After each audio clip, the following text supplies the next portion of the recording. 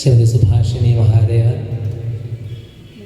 സ്വാഗതം ചെയ്ത എനിക്ക് ഇലക്ഷൻ ഡ്യൂട്ടിക്ക് ക്ലാസ് എടുത്തു തന്ന നമ്മുടെ രാജൻ മാഷ്, തിരഞ്ഞെടുപ്പ് ഡ്യൂട്ടി പ്രിസൈഡിങ് ഓഫീസർമാർക്കൊക്കെ ട്രെയിനിങ് ഉണ്ടല്ലോ, അപ്പോൾ ഞങ്ങൾക്ക് ട്രെയിനിങ് തന്ന മനുഷ്യനാണ് അദ്ദേഹം.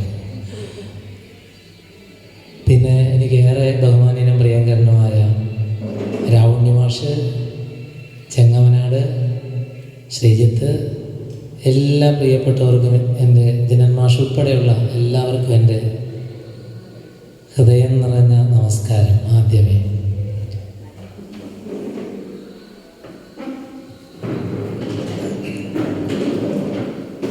ഇവിടെ നമ്മുടെ ഈ ഒരു പരിപാടിയിൽ വർത്തമാനം പറയാൻ പ്രത്യേകിച്ചൊരു വിഷയത്തിൽ നിന്നുകൊണ്ടൊരു പ്രഭാഷണം, ഒരു പ്രബന്ധാവതരണം നടത്താനൊന്നും ഞാൻ ആഗ്രഹിക്കുന്നില്ല.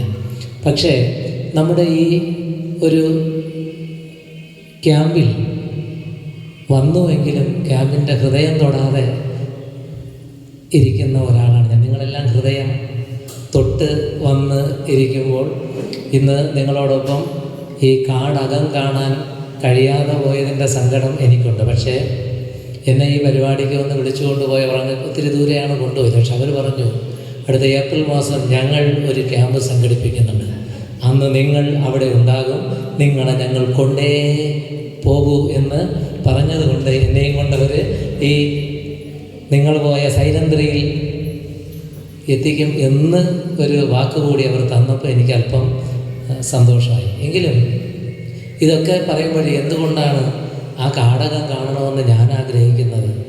ഈ കാടകത്തെക്കുറിച്ചൊക്കെ പലരും പലതരത്തിലുമൊക്കെ നമുക്ക് മുന്നിൽ പാടി തന്നിട്ടുണ്ട്, പലരും പലതും പറഞ്ഞു തന്നിട്ടുണ്ട്. അപ്പോൾ അവരൊക്കെ ഈ കാടകം കണ്ടിട്ട് അതിനെ അവരുള്ളിലേക്ക് എടുത്തിട്ടാണ് സമൂഹത്തിലേക്ക് കൊടുത്തത്. അത് ഒരു എഴുത്തുകാരൻ്റെ അല്ലെങ്കിൽ എഴുത്തുകാരിയുടെ പ്രതിബദ്ധതയാണ്.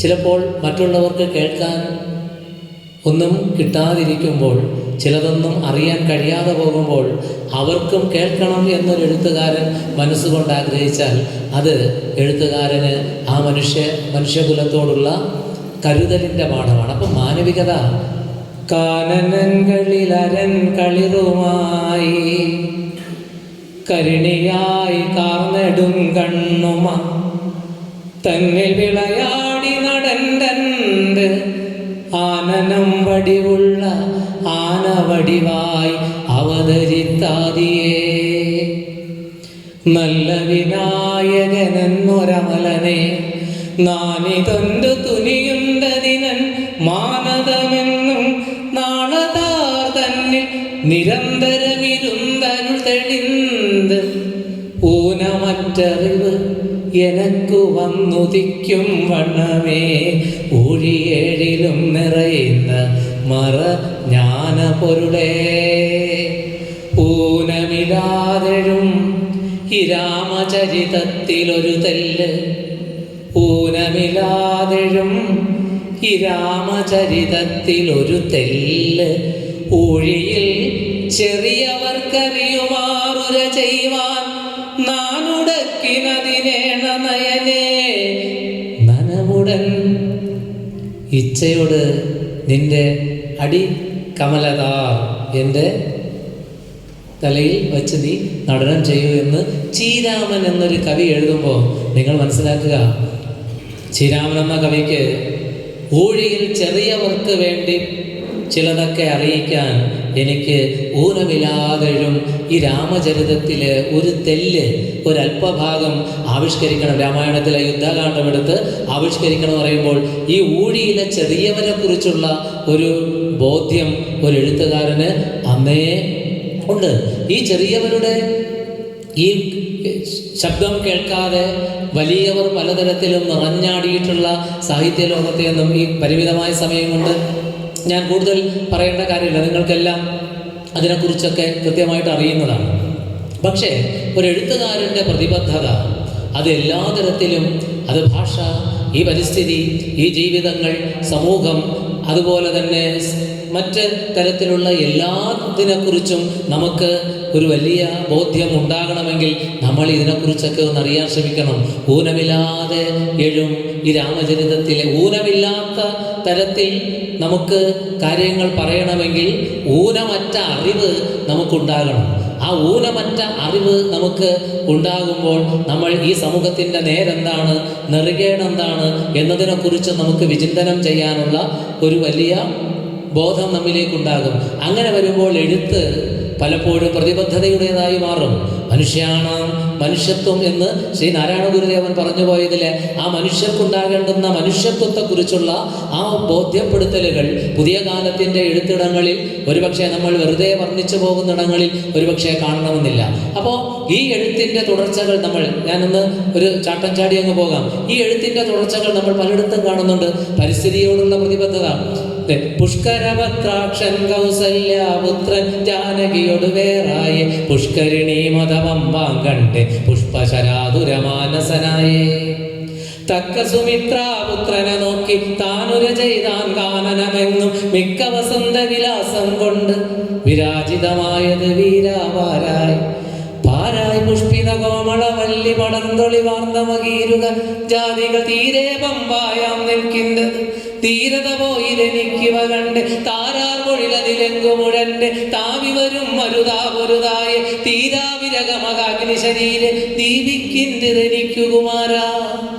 കണ്ണശ കവിക്ക് കണ്ണശ രാമായണം എഴുതുമ്പോൾ ഈ പരിസ്ഥിതിയുടെ ഇത്രയും സൗന്ദര്യത്തെ എടുത്തു കൊടുക്കാതെ തീരാവിരക മഹാഗ്നി ശരീരെ ദീപിക്കുന്നത് എനിക്ക് കുമാര എന്ന് ലക്ഷ്മണനോട് ശ്രീരാമൻ പറഞ്ഞാൽ എനിക്ക് വല്ലാത്ത വിരഹം എന്നിലേക്ക് ആളിപ്പടരുന്നുണ്ട്, വിരഹാഗ്നി ആളുന്നുണ്ട് എന്നത് ആർക്കും മനസ്സിലാകും. പക്ഷേ അവിടെ ആ പൊയ്കയെയും അതിനപ്പുറത്ത് നിൽക്കുന്ന വള്ളിപ്പടർപ്പിനെയും അതിൽ വന്നു പോകുന്ന ഇത്തിരി പോന്ന മറ്റു ജീവജാലങ്ങളെയും ഒക്കെ ചേർത്തുകൊണ്ട് താരാർ പൊഴിലതിലെങ്കുമുഴന്റെ താവി വരും മരുത പൊരുതായ തീരാവിരകമകാഗ്നി ശരീരെ ദീപിക്കിന്തിരെനിക്കു കുമാര എന്ന് പറഞ്ഞു പോകുമ്പോൾ നമ്മളിപ്പോൾ ഇതാ ഈ സൈലന്റ് വാലിയിലേക്ക് വന്നത് ഈ പരിസ്ഥിതിയോടുള്ള ഒരു വല്ലാത്ത ഒരു അടുപ്പം സൂക്ഷിക്കുക എന്നതുകൊണ്ടാണ്. പുഴയോട് നമുക്ക് ഈ പുഴകൾ വരണ്ടു പോകുമ്പോൾ അവിടെയും പുഴ നന്നായിട്ട് ഒഴുകേണ്ടതുണ്ട്. ഭവാനി എന്ന് നിനക്ക് പേരുണ്ടെങ്കിലും നീ ഇപ്പോഴും ഈ വല്ലാതെ മോക്ഷം തേടി കിടക്കുകയാണല്ലോ. അപ്പോൾ ഒരു എഴുത്തുകാരൻ്റെ പ്രതിബദ്ധത ആ പ്രകൃതിയിൽ നോക്കൂ, പൂക്കളോട്, കിളികളോട്, മരങ്ങളോട്, മഴയോട്, അതുപോലെ തന്നെ ഈ മേഘങ്ങളോട്, പുഴയോടും ഒക്കെ തന്നെ ചേരുന്നുണ്ട്. അപ്പോൾ പരിസ്ഥിതിയോടും നമുക്ക് ചേർന്ന് പോകേണ്ടുന്ന പാഠങ്ങളുണ്ട്. ഇത് മാത്രമല്ല, നമുക്കറിയാമല്ലോ, നമ്മളിപ്പോൾ മലയാള കവിതയുടെ തുടർച്ചയിൽ നമ്മൾ പലതും കാണുന്നുണ്ട്. മലയാള കവിതയിൽ ഒരു എഴുത്തുകാരൻ അവൻ അറിഞ്ഞ ജീവിതത്തിൻ്റെതായ താളവട്ടങ്ങളെയും അതുപോലെ തന്നെ ഭാഷയും ഒക്കെ കവിതയിലേക്ക് കൊണ്ടുവരാറുണ്ട്. നേരത്തെ നമ്മുടെ ചെങ്ങമനാട് ഭാഷ പറഞ്ഞു പോയതിലൊക്കെ വരുന്ന പ്രതിബദ്ധതയാണ്. ഇപ്പോൾ തൊട്ടേനെ ഞാൻ കൈകൾ കൊണ്ട് തോഴിമാര് കൈക്കൽ കിട്ടുകിൽ നന്നായിരുന്നു കേളി ചെയ്യുവാൻ. തൊട്ടേനെ ഞാൻ കൈകൾ കൊണ്ട് തോഴിമാരെ കൈക്കൽ കിട്ടുകിൽ നന്നായിരുന്നു കേളി ചെയ്യുവാൻ. ക്രൂരനല്ല ബന്ധുവത്ര ചാരുരൂപൻ നിങ്ങൾ മാറി നിൽക്കും എന്നരികിൽ ആരും വേണ്ട. പങ്കജാക്ഷൻ കടൽ വർണ്ണൻ വാസുദേവ ജയന്നത് ഇതൊക്കെ നമ്മുടെ നോക്ക്. ഒരു ഉണ്ണായി വാര്യർ നടചരിത വട്ടക്കഥ എഴുതുമ്പോൾ ആ എഴുത്തിനൊപ്പം തന്നെ ചേർക്കാൻ ഉണ്ണായി വാര്യർക്കും ഈ നാടിൻ്റെതായ താളങ്ങൾ ഉണ്ടായിരുന്നു. അപ്പോൾ നമ്മുടെ ജീവിതത്തോട്, ചുറ്റുപാടുകളോടുള്ള വലിയ ചില അറിവുകളും അറിയിപ്പുകളും ഒക്കെ എഴുത്തിൽ സംഭവിക്കുന്നുണ്ട്. ഇതല്ലേ നിങ്ങൾ നോക്കുക, ഈ മാനവികതയെക്കുറിച്ച് നമ്മളിപ്പോൾ പറയുമ്പോൾ തന്നെ അധ്യാത്മരാമായണം കിളിപ്പാട്ടിനകത്ത് ഞാൻ തൊട്ട് പോവുകയാണ്. എഴുത്തച്ഛൻ എഴുതി വെച്ചത് ഋതുവായ പെണ്ണിനും ഇരപ്പന്നും. നോക്കൂ, ഋതുവായ പെണ്ണിന്, ഇരപ്പന്, അടുത്ത് ദാഹകന്, പതിവായി അഗ്നി യജനം ചെയ്ത ഭൂസുരനും ഹരിനാമ കീർത്തനം. ഇത് പുര ചെയ്യുന്നതിന് ഒരു തരത്തിലുള്ള റെസ്ട്രിക്ഷനും ഇല്ല. ഋതുവായ പെണ്ണിന് നമ്മൾ ശബരിമല പ്രവേശമൊക്കെ ഇപ്പോഴും പറഞ്ഞില്ലേ, പക്ഷേ അതില്ലേ പലപ്പോഴും നമ്മൾ പറഞ്ഞത് ഋതുവായ പെണ്ണിനും ഇരപ്പനും എന്ന് വേണ്ട ആർക്കും ഹരിനാമ കീർത്തനം ഇത് ഉര ചെയ്യുന്നതിന് ഒരു തരത്തിലുള്ള നിയന്ത്രണവും ഇല്ല എന്ന് എഴുതി പോകുമ്പോൾ ആ എഴുത്തിനകത്ത് കിടക്കുന്ന ഒരു മാനവികതയുണ്ട്. ഇത് നമ്മൾ കാണുന്നുണ്ടോ? ഒരുപക്ഷെ അധ്യാത്മരാമായണം കിളിപ്പാട്ടും മഹാഭാരതം കിളിപ്പാട്ട് 24 വൃത്തവും ചിന്താരത്നവും ഹരിനാമ കീർത്തനവും ഒക്കെ വായിച്ചു പോകുമ്പോൾ അതിനിടയിൽ നിന്നുകൊണ്ട് മനുഷ്യ സ്നേഹത്തിൻ്റെതായ പാഠങ്ങളുണ്ട്. പാന്തർ പെരുവഴി അമ്പലം തന്നിലെ താന്തരായി കൂടി വിയോഗം വരും പോലെ നദ്യാം ഒഴുകുന്ന കാഷ്ടങ്ങൾ പോലെയും എത്രയും ചഞ്ചലം ആലയ സംഗമം എന്ന് പറയുന്ന മനുഷ്യജീവിതത്തിന്റെ ആ നിസാരതയെക്കുറിച്ചും വന്യസന്തപ്ത ലോകസ്ഥാമ്പു ബിന്ദുന സന്നിഭം മർത്യജന്മം ക്ഷണഭങ്കുരം എന്ന് എഴുത്തച്ഛൻ പറഞ്ഞു പോകുമ്പോൾ 16-ാം നൂറ്റാണ്ടിൽ പറഞ്ഞു പോകുമ്പോൾ ആ എഴുത്തിൽ കിടക്കുന്ന ഈ കാര്യങ്ങളൊക്കെ ജീവിതത്തെക്കുറിച്ച് നമുക്ക് ചില ഓർമ്മപ്പെടുത്തലുകൾ തരുന്നു. കാരണം എന്താ? നമ്മുടെ ജീവിതവും ജീവിച്ചു തീർക്കാനുള്ളതല്ലല്ലോ. നമ്മൾ ജീവിച്ചിരിക്കുമ്പോൾ അന്യജീവന് ഉതകി സ്വജീവിതം ധന്യമാക്കാനുള്ള വിവേകമുള്ളവരായി വളരേണ്ടവരാണ്. ഇത് ജീവിതത്തെക്കുറിച്ച് പറയുമ്പോൾ എഴുത്തുകാരനും അങ്ങനെയാവണം. എഴുത്തുകാരനും അത്തരത്തിൽ ഈ സമൂഹത്തിൽ നഷ്ടപ്പെടുന്ന മൂല്യങ്ങളെ തിരിച്ചു പിടിക്കുന്നതിനും സമൂഹത്തിൽ നഷ്ടപ്പെടുന്ന മനുഷ്യത്വത്തെ വീണ്ടെടുക്കുന്നതിനും മനുഷ്യർക്കിടയിൽ ഒരു തരത്തിലുള്ള വേർതിരിവുകളും ഉണ്ടാകാതിരിക്കാൻ പ്രത്യേകം ശ്രദ്ധിക്കേണ്ടതിൻ്റെയും അനിവാര്യതയുണ്ട്. ആ എഴുത്തുകളല്ലേ നമ്മൾ പഴയകാലം മുതൽ ഓരോന്നായിട്ട് പറഞ്ഞു പോകാനുള്ള സമയം എന്തായാലും ഇല്ല. എങ്കിലും നമ്മൾ നോക്കുക, അത്തരത്തിൽ പല ഘട്ടങ്ങളിലായി വരുമ്പോൾ ചെറുശ്ശേരി ആകട്ടെ, എഴുത്തച്ഛനാകട്ടെ, നമ്പ്യാറിലേക്ക് വരുമ്പോഴോ നമ്മളുടെ കഥ മാറുകയില്ലേ? നമ്പ്യാർ എന്താ ചെയ്തത്? നമ്പ്യാർ ചെയ്തത് ഇവിടുത്തെ അന്നത്തെ പ്രമാണിമാരെ എല്ലാം അദ്ദേഹം കണക്കറ്റ് പരിഹസിക്കുന്നതിന് ശ്രമിച്ചത് എന്തുകൊണ്ടാണ്? ആ ശ്രമം ഈ നാട്ടിലെ സാധാരണക്കാരൻ്റെ എല്ലാ തരത്തിലും അവനെ ഒന്ന് സാധാരണക്കാരനെ ഉയർത്തിപ്പിടിക്കാനാണ്. ഭടജനങ്ങൾ നടുവിലുള്ളൊരു പടയണിക്കുക ചേരുവാൻ വടിവിയർന്നൊരു ചാരു കേരള ഭാഷ തന്നെ ചിതം വരൂ. ഭടജനങ്ങളുടെ നടുവിലുള്ളൊരു പടയണിക്കുക ചേരുവാൻ വടിവിയർന്നൊരു ചാരു കേരള ഭാഷ തന്നെ ചിതം വരൂ. കടുപടപ്പടു കഠിന സംസ്കൃത വികട കടുകവി കേറിയാൽ ഭടജനങ്ങളിരിക്കയില്ല തിരിക്കുമൊക്കെയുമേറ്റുടൻ. ഇങ്ങനെ നമ്മൾ അന്വേഷിച്ചു പോയാൽ അവിടെ നിന്നുകൊണ്ട് പിന്നെ പറഞ്ഞത് എന്തൊക്കെയാണ് അല്ലെ? അഹന്തയുടെ ആൾരൂപങ്ങളെ ഈ മണ്ണിൽ നിന്ന് ഇല്ലാതാക്കുന്നതിന് വേണ്ടി വാക്കുകളിൽ തന്നെ പലതും ചേർത്ത് വെച്ചുകൊണ്ട് കുഞ്ചൻ നമ്പ്യാർ എന്തെല്ലാം എഴുതി. അദ്ദേഹത്തിൻ്റെ തുള്ളൽ പാട്ടുകൾ നമ്മൾ വായിച്ച അത് കല്യാണ സൗഗന്ധികമാകട്ടെ, രുക്മിണി സ്വയംവരമാകട്ടെ, സഭാപ്രവേശമാകട്ടെ, അതുമല്ല എങ്കിൽ കിരാതമാകട്ടെ. ധനമെന്നുള്ളത് മോഹിക്കുമ്പോൾ വിനയമൊരുത്തനുമില്ലിക നൂനം. ധനമെന്നുള്ളത് മോഹിക്കുമ്പോൾ വിനയമൊരുത്തനുമില്ലിക നൂനം. തനയൻ ജനഗന വഞ്ചന ചെയ്യും, ജനകൻ തനയന വെട്ടിക്കൊല്ലും. കനകം മൂലം കാമിനി മൂലം കലകം പലവിധ ഉലകിൽ സുലഭം.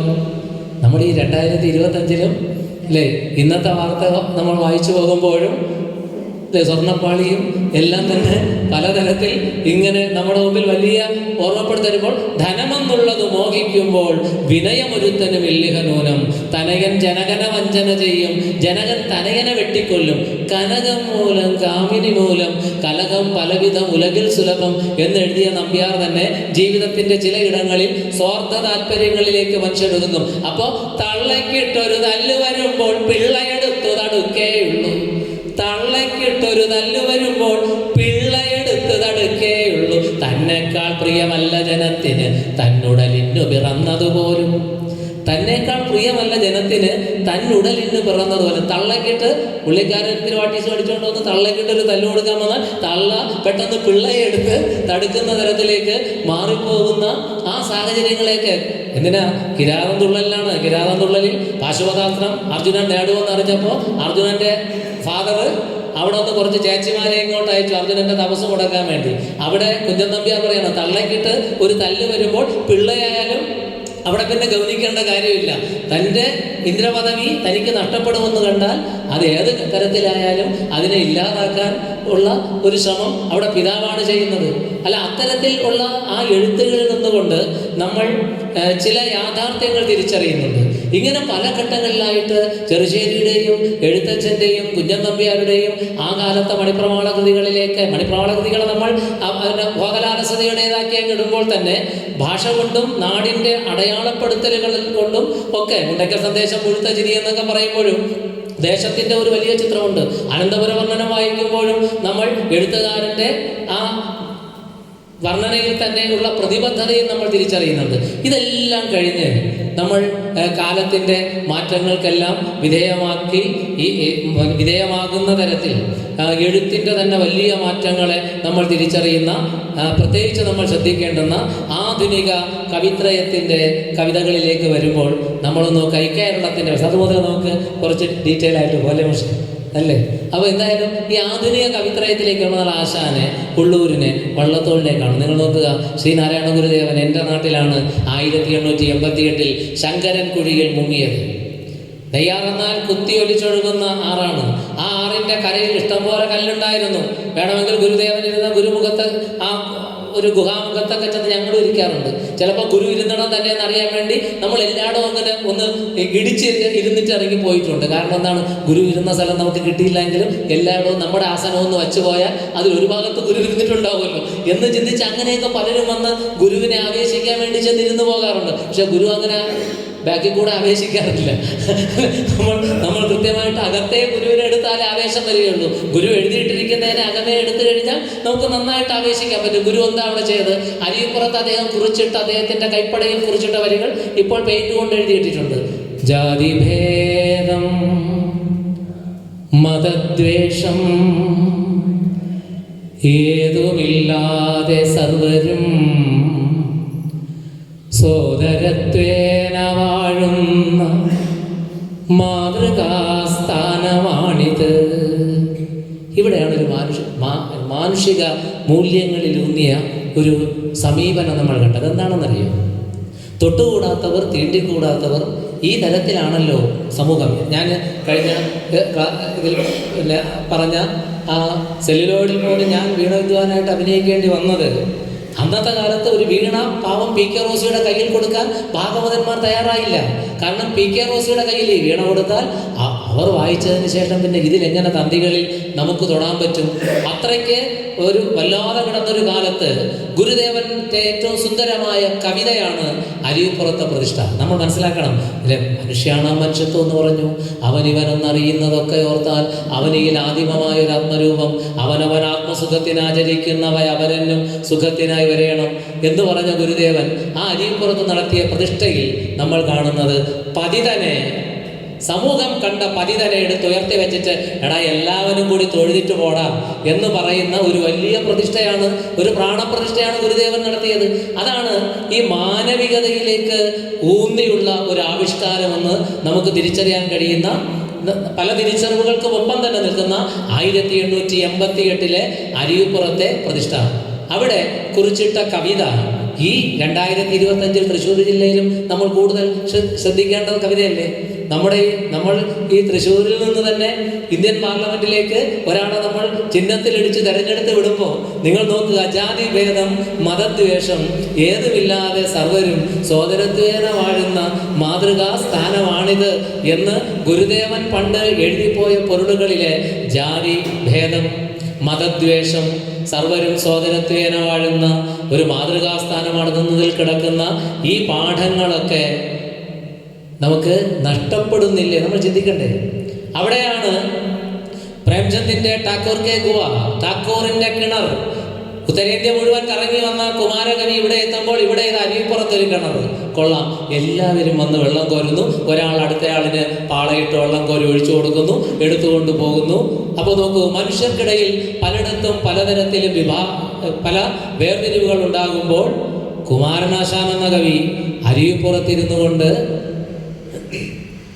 പണ്ടുത്തര ഹിന്ദുസ്ഥാനത്തിൽ വൻ പുകൾ കൊണ്ട ശ്രാവസ്തിക്കടുത്തോരൂരിൽ, പണ്ടുത്തര ഹിന്ദുസ്ഥാനത്തിൽ വൻ പുകൾ കൊണ്ട ശ്രാവസ്തിക്കടുത്തോരൂരിൽ 2500 വെയിൽ കൊണ്ടെങ്ങും വാകകൾ പൂക്കും നാളിൽ, ഉച്ചയ്ക്കൊരു ദിനം വൻമറുത്തൊരു വിച്ഛായമായ വെളിസ്ഥലത്തിൽ കത്തുന്നൊരാതപജ്വാലയാൽ അർക്കനെ സ്പർദ്ധിക്കും മട്ടിൽ ജ്വലിച്ചു ഭൂമി. അദ്ദിക്കിലൂടെ കിഴക്കു നീണ്ടങ്ങു നീണ്ടെത്തുന്നൊരു വഴി ശൂന്യമായി. സ്വച്ഛതരമായ കാനൽ പ്രവാഹത്തിൻ നീർച്ചാലുപോലെ തെളിഞ്ഞു മിന്നി. ദൂരെ പടിഞ്ഞാറു ചാഞ്ഞ വിണ്ടിത്തീതൻ നേരെ അതു ചെന്നു മുട്ടും ദിക്കിൽ. ഉച്ചമായ അങ്ങൊരു വൻമരം കാണുന്നു നിശ്ചലമായ കാക്കൊണ്ടൽ പോലെ. ചണ്ടാലഭിക്ഷുകി എന്ന കവിത എഴുതുമ്പോൾ കുമാരനാശാന്റെ പരിസ്ഥിതി ദർശനം, മാനവികതയിലേക്ക് നമ്മളെ നയിക്കുന്ന ഒരു പാരിസ്ഥിതികമായ ഒരു ദർശനം ആ കവിതയ്ക്കകത്തുണ്ട്. ഒന്ന്, കാരണം ഉത്തര ഹിന്ദുസ്ഥാനത്തിലെ വൻ പുകഴ്പെറ്റ ശ്രാവസ്തിയിലെ ജീവിതത്തിൻ്റെ കഥ, അവിടെ മനുഷ്യർക്കിടയിൽ മനുഷ്യത്വമില്ലാതെ നിൽക്കുകയാണ്. പക്ഷെ മാനുഷിക മൂല്യങ്ങളെ ഈ കേരളത്തിൽ അല്പം പോലും കെട്ടുപോകാതെ കൊടുക്കാൻ വേണ്ടി ആ കുമാരകവി ചെയ്തത് ചണ്ടാല ഭിക്ഷുക്ക് എഴുതുമ്പോൾ അവിടെ കൊണ്ടുവന്ന് ഭിക്ഷുവിനെ നിർത്തി. ചാരത്തയാളൊരു ഭിക്ഷു അത്ര ഭിക്ഷു വരുന്ന രംഗമൊക്കെ ഉണ്ട്. അവിടെ എത്തുമ്പോൾ തൂമതേടും തൻ പാള കിണറ്റിലിട്ടോമൽ കയ്യാൽ കയറു വലിച്ചുടൻ കോമളാങ്കി നീർ കോരി നിന്നിടിനാൾ. ശ്രീമാൻ അഭിക്ഷു അങ്ങു ചെന്നർദ്ധിച്ചാൻ. നോക്കൂ, ദാഹിക്കുന്നു ഭഗിനി കൃപാരസമോഹനം കുളിർ തണ്ണീരിദാശുനി. കുമാരനാശാന്റെ മാനവികതയാണ് കുമാരനാശാന്റെ ഭിക്ഷുവിനെ കൊണ്ട് കുമാരനാശാൻ ചെയ്യിച്ചത്. ഭിക്ഷുവിനെ കൊണ്ട് അവിടെ നിർത്തിയിട്ട് ദാഹിക്കുന്നു ഭഗിനി കൃപാരസമോഹനം കുളിർ തണ്ണീരിദാശുനി ഓമലേ തരുതെല്ല് എന്നതു കേട്ടൊരാമനോഹരി അമ്പരന്നോതിനാൾ. ടാഗോർ എന്ന മുതലാളിക്ക് അങ്ങ് ഉത്തരേന്ത്യയിലെ ശ്രാവസ്തിക്കടുത്ത് പ്രേംചന്ദിന്റെ നാടകത്തിലെ ടാഗോർ കെ ഗുവയിലെ മുതലാളിക്ക് ടാഗോറിന്റെ കിണർ, അതിലെ മുതലാളിക്ക് കിണറുണ്ട്, തൊഴിലാളികളും 10-100 കണക്കിനുണ്ട്. പക്ഷേ ആ കിണറ്റിൽ മുതലാളിക്ക് മാത്രമേ വെള്ളമുള്ളൂ, തൊഴിലാളിക്ക് വെള്ളമില്ല. ഇത്തരത്തിലുള്ള ഭീകരമായ അവസ്ഥകൾ പലയിടത്തും നിലനിൽക്കുമ്പോൾ മനുഷ്യനെ ഇങ്ങനെ മനുഷ്യർ അകറ്റി നിർത്തുന്നത് ഒരു എഴുത്തുകാരനുണ്ടാക്കിയ നീറ്റലാണ്. ഒരു ഭിക്ഷുവിനെ നന്നായിട്ട് കുട്ടപ്പനാക്കി കൊണ്ട് ചണ്ടാല പെണ്ണിന്റെ അരികിൽ കൊണ്ട് നിർത്തിയിട്ട് ദാഹിക്കുന്നു ഭഗിനി എന്ന് വിളിപ്പിക്കുന്നത്. അപ്പോൾ India is my country, all Indians are my brothers and sisters എന്നും കുട്ടികൾ പറയുന്നുണ്ട്. പറഞ്ഞിട്ട് അവർ ഭക്ഷണം കഴിക്കാൻ നേരമാകുമ്പോൾ പൊതിച്ചോറുകൾ അവരുടെ മാത്രം എടുത്തിട്ട് അവർ കൊണ്ടുവന്ന് കഴിച്ചിട്ട് പോകുന്നുമുണ്ട്. പക്ഷെ നോക്കുക, ആ കുമാരകവി പെട്ടെന്ന് അങ്ങനെ ഭിക്ഷുവിനെ കൊണ്ട് പറയുമ്പോഴും അന്നത്തെ ഒരു അവസ്ഥ നമ്മളെ ഞെട്ടിപ്പിക്കുന്നു. എന്താണ് ഇങ്ങനെ പറയുമ്പോൾ? അല്ലല്ലെന്തു കഥയിതു കഷ്ടമേ അല്ലലാലങ്ങു ജാതി മറന്നിതോ. ആ പെൺകുട്ടി ഞെട്ടിപ്പോവുകയാണ്. കഷ്ടമേ, അന്ന് അല്പം വെള്ളം ദാഹം വന്നപ്പോ ജാതി മറന്നോ? നീചനാരിതൻ കയ്യാൽ ജലം വാങ്ങി ആചമിക്കുമോ ചൊല്ലഴും ആര്യന്മാർ. കോപമേലരുതേ, ജലം തന്നാലും പാപമുണ്ടാം. ഇവളൊരു ചണ്ടാലി, ഗ്രാമത്തിൻ പുറത്തിങ്ങു വസിക്കുന്ന ചാമർ നായകൻ തൻ്റെ കിടാത്തി ഞാൻ. ഇതും ഭിക്ഷുവിനോട് ആ പാവം പെണ്ണിനെ കൊണ്ട് പറയിക്കുന്നു കുമാരനാശാൻ. എന്നിട്ട് കുമാരനാശാന്റെ ഭിക്ഷു അത് കേട്ടിട്ട് പറയുന്ന വരികൾ നോക്കുക. ഓതിനാൻ ഭിക്ഷു ഏറ്റം വിലക്ഷനായി, ജാതി ചോദിക്കുന്നില്ല ഞാൻ സോദരി, ചോദിക്കുന്നു നീർ നാവു വരണ്ടകോ, ഭീതി വേണ്ട തരികതെനിക്കു നീ. പിന്നെയാണ് എന്നുടനെ കരപുടം നീട്ടിനാൻ ചെന്നളീന മനോഹരം സുന്ദരൻ. പിന്നെ തർക്കം പറഞ്ഞില്ലവോ മലാൾ, തന്നെയാണവൾ കല്ലല്ലിരുമ്പല്ല. ആശാന്റെ മാനവികതയിൽ വിജാതീയ ധ്രുവങ്ങളെ ആകർഷിപ്പിക്കുക എന്ന ഒരു വലിയ തന്ത്രം ഉണ്ടായിരുന്നു. കാരണം മനുഷ്യൻ ഇവിടെ വെളുത്തവൻ അപ്പുറത്ത് കറുത്തവൻ അല്ലേ? ഇപ്പോഴും നമ്മൾ മോഹിനിയാട്ടം കളിക്കണമെങ്കിൽ വെളുക്കണോ കറുക്കണോ എന്നുള്ള ചർച്ചകളുണ്ട്. നിങ്ങൾ നോക്കുക, അവിടെയാണ് കുമാരനാശാൻ എന്ന കവി ഭിക്ഷുവിനെ അവിടെ കൊണ്ട് നിർത്തി വെള്ളം കൊടുത്തിട്ട് ഭിക്ഷുവിന് ആ പെണ്ണിൽ നിന്ന് വെള്ളം കൊടുത്തുകൊണ്ട് അന്നത്തെ കാലത്ത് യോജിക്കാതെ കിടന്ന ആ രണ്ട് അറ്റങ്ങളെ ഒരിടത്ത് കൊണ്ട് മുട്ടിച്ചു. പിന്നെയോ വെള്ളം കുടിച്ച ഭിക്ഷുവിന് കറ്റക്കാർ കൂന്തൽ മൂടി തലവഴി മുറ്റുവാസ്യം മറഞ്ഞു കിടക്കുന്ന ചാരുസാരിയൊതുക്കി ചെറുചിരി ചോരും ചോരിവാ ചെറ്റു പിടത്തം. അവിടെയാണ് ആ പുഞ്ചിരി കണ്ണും നോക്കിയ അല്ലേ? നോക്കുക, ഇത്തരത്തിലുള്ള ഒരു വലിയ കൂടിച്ചേരൽ ചണ്ടാല ഭിക്ഷയിൽ നടത്തിയ അതേ കുമാരകവി തന്നെ ദുരവസ്ഥയിൽ സാവിത്രി അന്തർജനത്തെയും ചാത്തനെയും ഒരിടത്തേക്ക് കൊണ്ടുവന്നു. നമ്മൾ ചണ്ടാല ഭിക്ഷയിൽ തന്നെ പറഞ്ഞില്ലേ, നെല്ലിൻ ചുവട്ടിൽ മുളയ്ക്കും കാട്ടുപുല്ലല്ല സാധുവിലെ ചണ്ടാലി തന്മൈ ദിജന്റെ ബീജപിണ്ടത്തിനൂഷരമാമോ.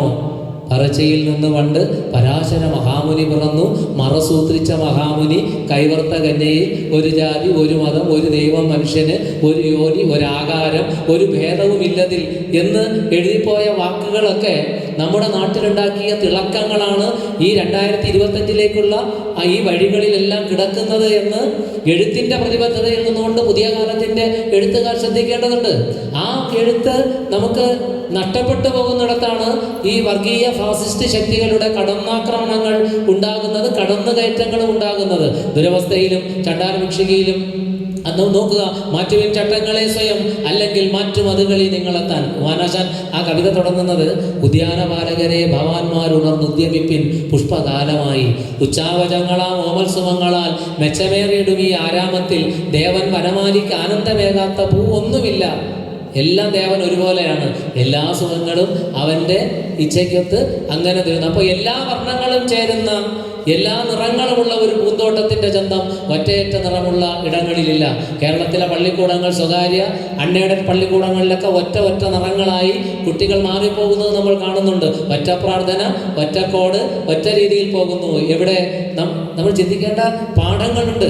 അപ്പം അവിടെയൊക്കെ ഇത്തരം കവിതകളിലൂടെ മാനുഷിക മൂല്യങ്ങളെയൊക്കെ ചേർത്ത് വരുമ്പോൾ ദുരവസ്ഥയിൽ പറഞ്ഞതുപോലെ നമ്മൾ മാറ്റുവിൻ ചട്ടങ്ങളെ സ്വയം അല്ലെങ്കിൽ മാറ്റും അതുകളി നിങ്ങളെത്താൻ മാറ്റൊലിക്കൊണ്ടി മൊഴി തന്നെ സർവദാ കാറ്റിരമ്പും നിന്നു കേരളത്തിൽ നാലുപാടും നിന്നതു തന്നെ ചൊല്ലുന്നു കാലവും നിങ്ങളിന്നു നീ നിൽക്കും കാലിനടിയിലും അസ്വസ്ഥതയുടെ കോലാഹലങ്ങൾ മുഴങ്ങിടുന്നു മാറ്റുവിൻ ചട്ടങ്ങളെ സ്വയം അല്ലെങ്കിൽ മാറ്റും അതുകളി നിങ്ങളെത്താൻ. ഇതെഴുതി പോകുന്ന കുമാരനാശാൻ അവിടെ നിർത്തിയില്ല. നോക്കൂ, ജീവിത ദർശനം എന്നത് മാനുഷികതയിൽ അധിഷ്ഠിതമാണെന്ന് തിരിച്ചറിയിക്കുന്നതിന് വേണ്ടി വീണപൂവ് എഴുതുമ്പോൾ ആശാൻ ശലഭത്തെ കൊണ്ട് പൂവ് വീണ് കിടക്കുന്ന പൂവിനെ ഉമ്മ ഒപ്പിച്ചില്ല. നിങ്ങൾ നോക്കുക, കില്ലയേ ഭ്രമരവര്യനെ നീ വരിച്ചു തെല്ലെങ്കിലും ശലഭമേനിയെ മാനിയാതെ. ആ പുഷ്പം വീണ് കിടക്കുകയാണ്. കുമാരനാശാൻ എന്ന കവിയുടെ മാനവിക ദർശനമാണ്. അവിടെ എത്രയോ ശലഭങ്ങൾ വട്ടമിട്ട് പറന്നു, പക്ഷെ വീണ് കിടക്കുന്ന പൂവിൻ്റെ ഇത്തിരി പോന്ന തേൻതുള്ളിയെ ഒന്ന് ഉമ്മ വെച്ചെടുക്കാൻ വേണ്ടി ഒരു വണ്ടിനെ കൊണ്ട് നിർത്തിയിട്ട് കുമാരനാശാൻ പറയണം, വണ്ടിപ്പോൾ പുലമ്പുന്നു. എന്താ പുലമ്പുന്നത്? അയ്യോ, നീ ഭ്രമരവര്യനെയാണല്ലോ ഭരിച്ചത്, എത്രയോ ശലഭമേനികൾ നിന്റെ അടുക്കൽ ശീൽക്കാരവും പൊഴിച്ചു വന്നു. അപ്പോൾ എന്നൊക്കെയല്ലി ബത വണ്ട് പുലമ്പിടുന്നു എന്ന് എഴുതി വയ്ക്കുമ്പോൾ കുമാരനാശാന്റെ ആ ദർശനം മനുഷ്യരിൽ മാത്രമല്ല ഈ ചരാചരങ്ങളിലേക്ക് വ്യാപിപ്പിക്കുന്നത് നമ്മൾ കാണുന്നു. നളിനി എന്ന പങ്കത്തിലെ പെണ്ണിനെ എല്ലാ തരത്തിലും തിളക്കുവാൻ ദിവാകരനെ അവിടെ നിന്ന് ഉയർത്തിക്കൊണ്ടുവരുമ്പോൾ നമ്മൾ കവിതയെ പല ദർശനങ്ങളിലേക്കുണ്ട്. നളിനി, ദിവാകരൻ, പേരുകൾക്കപ്പുറം നിൽക്കുന്ന ആ ഒരു വല്ലാത്ത ദീപ്തി, അതും ആശാന്റെ ടെക്നിക്കായിരുന്നു. ആശാൻ പലപ്പോഴും രണ്ടറ്റങ്ങളെ തമ്മിൽ ബന്ധിപ്പിക്കുന്നു, ലീലയെയും മദനനെയും. അല്പമൊക്കെ ലീല നടത്തണമെങ്കിൽ അല്പമൊക്കെ മതിക്കേണ്ടതുണ്ട്, അങ്ങനെയല്ലേ ടീച്ചറെ? അപ്പോൾ മദനനും ലീലയും, നളിനിയും ദിവാകരനും, സാവിത്രിയും ചാത്തനും, അതുപോലെ ഉപഗുപ്തനും, അതുപോലെ തന്നെ മാതങ്കിയും നോക്കുക, ഇതെല്ലാം ആശാൻ ഈ കവിതയിലൂടെ ആവിഷ്കരിക്കുമ്പോൾ ആശാൻ കവിതകൾ നമുക്ക് തരുന്ന മാനവികതയുടെ പാഠങ്ങൾ. അതുകൊണ്ട് തന്നെയാണ് ഈ കണ്ടശാങ്കടവുകാരൻ, തൃശ്ശൂരിലെ കണ്ടശാങ്കടവുകാരൻ പ്രൊഫസർ ജോസഫ് മുണ്ടശ്ശേരി ആശാൻ വിപ്ലവത്തിൻ്റെ ശുക്രനക്ഷത്രം എന്ന് വിശേഷിപ്പിച്ചത്. ആശാൻ വിപ്ലവത്തിൻ്റെ ശുക്രനക്ഷത്രം, മാറ്റത്തിൻ്റെ ഏറ്റവും ദീപ്തി ഈ സമൂഹത്തിൽ ഉണ്ടാക്കുന്നതിന് വേണ്ടി എഴുത്തിനെ അത്രയ്ക്ക് പക്വമാക്കാൻ കുമാരകവി കാണിച്ച ആ നിഷ്ഠ കേരളത്തെ കുറച്ചു കാലം അങ്ങോട്ടൊന്നും വലിച്ചു കൊണ്ടുപോകാതെ തൃശ്ശൂരിനെയൊക്കെ പിടിച്ചു നിർത്തി. കാരണം എന്താ, ഇതൊക്കെ നമ്മുടെ മനസ്സിലുണ്ട് അല്ലേ? ഈ എഴുത്തുകൾക്കൊപ്പം തന്നെ നമ്മൾ കൊച്ചു കുഞ്ഞുങ്ങളിലേക്ക് മനുഷ്യ സ്നേഹത്തിൻ്റെ പാഠങ്ങൾ പകർത്താൻ പാകത്തിന് കുട്ടിക്കവിതകൾ ഉണ്ടായിരുന്നു. ഒരു വലിയ വിഷയമാണ് ഇത്. ഞാൻ അത് ഇല്ല, നമുക്ക് എല്ലാവർക്കും കൂടെ ഇത് പൂരിപ്പിക്കാം അല്ലേ? ഒരു പ്രാവ് പറന്നു പോകുമ്പോൾ പ്രാവേ പ്രാവേ പോകരുതേ, വാവ കൂട്ടിനകത്താക്കാം, പാലും പഴവും പോരെങ്കിൽ ചോറും കറിയും ഞാൻ നൽകാം. ഈ ചോറും കറിയും കൊടുക്കൽ വയറെരിയുന്നവരുടെ മിഴി നിറയാതിരിക്കാൻ ചോറും കറിയും കൊടുക്കുന്ന ഏറ്റവും വലിയ മാനവികതയാണ് അല്ലേ മാഷേ? എൻ്റെ നാട്ടിലാണ്, തിരുവനന്തപുരം ജില്ലയിലാണ് കുറേ ചെറുപ്പക്കാർ ഈ പദ്ധതി ആവിഷ്കരിച്ചത് അല്ലേ? യുവജന സംഘടന. അന്ന് മാനവികത, ഒരു പറന്നു പോകുന്ന പ്രാവിനോട് നിനക്ക് പാലും പഴവും പോരെങ്കിൽ ചോറും കറിയും തരാം, എന്നിട്ടോ കാക്കയോട് പറയും കൂട്ടിനകത്തൊരു കുഞ്ഞിന് തീറ്റ കൊടുക്കാൻ ഞാൻ കുഞ്ഞു കിടന്ന് കരഞ്ഞിടും. പിന്നെ ആ കവിതയിലൂടെ നമ്മൾ അറിയുന്ന ചില പാഠങ്ങളുണ്ട്.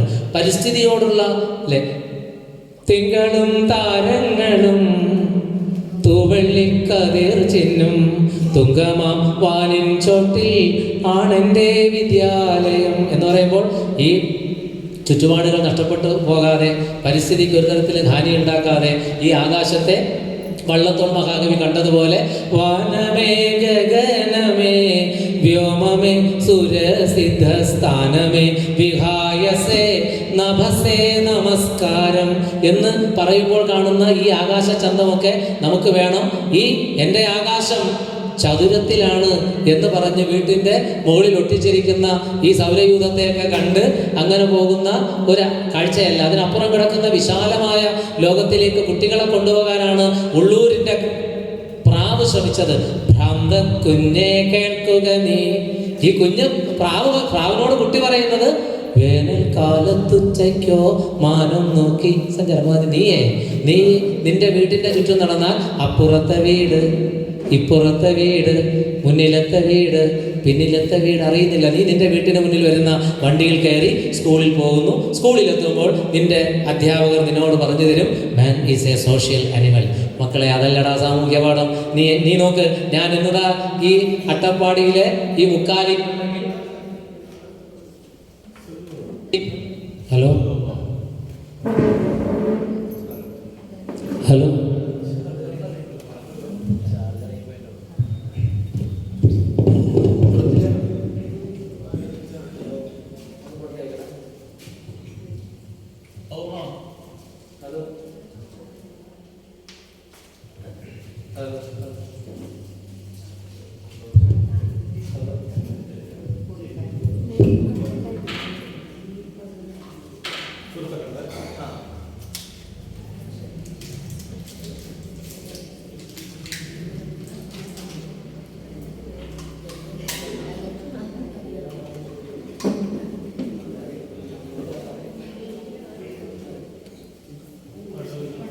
Hello hello hello hello. അപ്പോൾ ഒരു പ്രാവ് ഒരു കുഞ്ഞിന് കൊടുക്കുന്ന മനുഷ്യ സ്നേഹത്തിൻ്റെ പാഠങ്ങളുണ്ട്. നീ നിൻ്റെ ഈ വട്ടത്തിൽ നിന്ന് നീ അപ്പുറത്തേക്കൊക്കെ ഒന്ന് പോകാൻ ശ്രമിച്ചാൽ നിനക്ക് വലിയ കാഴ്ചകൾ കാണാനും വലിയ ലോകത്തെ തിരിച്ചറിയാനും ചിലതൊക്കെ നിനക്ക് വിളിച്ചു പറയാനും കഴിയും. ആ പാഠങ്ങൾ അറിയണമെങ്കിൽ നമ്മൾ ഒരിടത്തേക്ക് ഒതുങ്ങി നിന്നാൽ പറ്റില്ല. നമ്മുടെ എഴുത്തിലേക്ക് നമ്മൾ പോകുമ്പോഴും ഈ പാഠങ്ങളെയൊക്കെ നമ്മൾ അറിയാൻ ശ്രമിക്കുമ്പോൾ ആ പാഠങ്ങളിൽ നിന്നുകൊണ്ട് നല്ല പാഠം കൊടുക്കാനുള്ള ഒരു ബോധ്യം നമ്മളിലുണ്ടാകും. ഒരു എഴുത്തുകാരൻ അത്തരത്തിലൊക്കെ ചെയ്യുന്നിടത്താണ് ആ എഴുത്ത് പിൽക്കാലവും ശ്രദ്ധിക്കുന്നത്. കുമാരനാശാനെ ഉള്ളൂരിൻ്റെ എത്രയോ കവിതകൾ, ഉള്ളൂരിൻ്റെ കവിതകളെ നമ്മൾ ഇപ്പോൾ നോക്കൂ. ഒരൊറ്റ മതമുണ്ടുലകിന്നുയരം പ്രേമമതും നല്ലോ, പരക്കെ നമ്മെ പാലമൃതൂട്ടും പാർവണ ശശിബിംബം, ഭക്ത്യനുരാഗതയാദിവപുസ്ത പരാത്മചൈതന്യം, പലമട്ടേന്തി പാരിതിലെങ്ങും പ്രകാശമരുളുന്നു.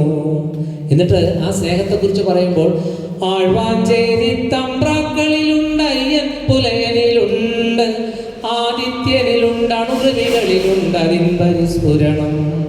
ഒരൊറ്റ മതമുണ്ടുലകിന്നുയരം ഉയരം പ്രേമമതൊന്നല്ലോ, പരക്കെ നമ്മെ പാലമൃതൂട്ടും പാർവണ ശശിബിംബം. ഉള്ളൂരിൻ്റെ കവിതകളിലും സ്നേഹത്തിൻ്റെ പാഠങ്ങളുണ്ട്. ജാതിച്ചുവട്ടിൽ ജലസേചമേകും എന്ന് തുടങ്ങുന്ന വരികളിൽ കാണുന്ന ജാതീയമായ ചിന്തകളെ തകർക്കാനുള്ള എഴുത്തിൻ്റെ സൂക്ഷ്മത, പ്രതിബദ്ധതയാണ് അല്ലേ? നമ്മൾ നോക്കുക, ഇന്ന് ഇപ്പോൾ നമ്മുടെ ചെങ്ങമനാട് പറഞ്ഞതുപോലെ ദാസേട്ടൻ പാടിയത് ദാസേട്ടൻ്റെ പിറന്നാളാണെന്ന് അല്ലേ? ജാതിഭേദം മതദ്വേഷം ഏതുമില്ലാതെ സർവരും സോദരത്വേന വാഴുന്ന മാതൃകാസ്ഥാനമാണിത്. കേരളം ഒരു ഭ്രാന്താലയമാണെന്ന് സ്വാമി വിവേകാനന്ദൻ പറഞ്ഞു എന്നല്ലേ നമ്മൾ പറയുന്നത്. ഈ ഭ്രാന്താലയം എന്ന ആ ഒരു സങ്കല്പത്തിൽ നിന്ന്, അല്ലെങ്കിൽ അങ്ങനെ ഒരു യാഥാർത്ഥ്യത്തിൽ നിന്ന് ഈ ഭ്രാന്താലയത്തെ മുക്തമാക്കാൻ എഴുത്തുകാർ ഏതെല്ലാം തരത്തിൽ ശ്രമിച്ചിട്ടുണ്ട് എന്നത് നമ്മുടെ അങ്ങോട്ടുള്ള വായനകൾ നമുക്കറിയാൻ പറ്റും. മലയപ്പുലയന മാടത്തിൻ മുറ്റത്ത് മഴ വന്ന നാളൊരു വാഴ നട്ടു.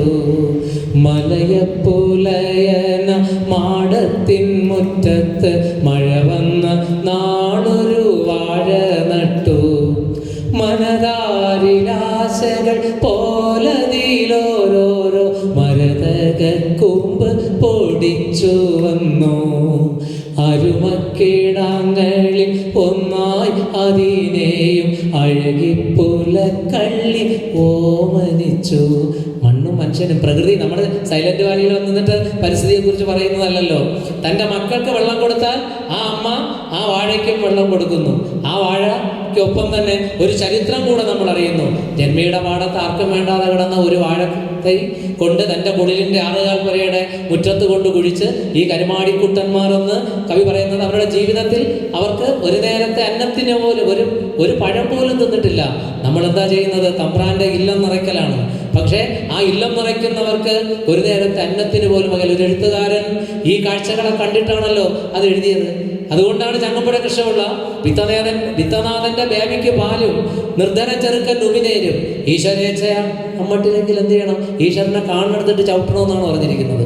എങ്കിൽ അമ്മട്ടുള്ള ഈശ്വരനെ ചവിട്ടുക നമ്മളെന്നാണ്. വിത്തനാഥന്റെ ബേബിക്ക് പാല്, അവന്റെ കുഞ്ഞ് ബേബിയാണ്. Baby soap, baby powder, baby അല്ലേ? വിത്തനാഥന്റെ ബേബിക്ക് പാലും, നിർധനനാണെങ്കിൽ അവൻ ചെറുക്കനാണ്, അവന് ഉമിനീര്.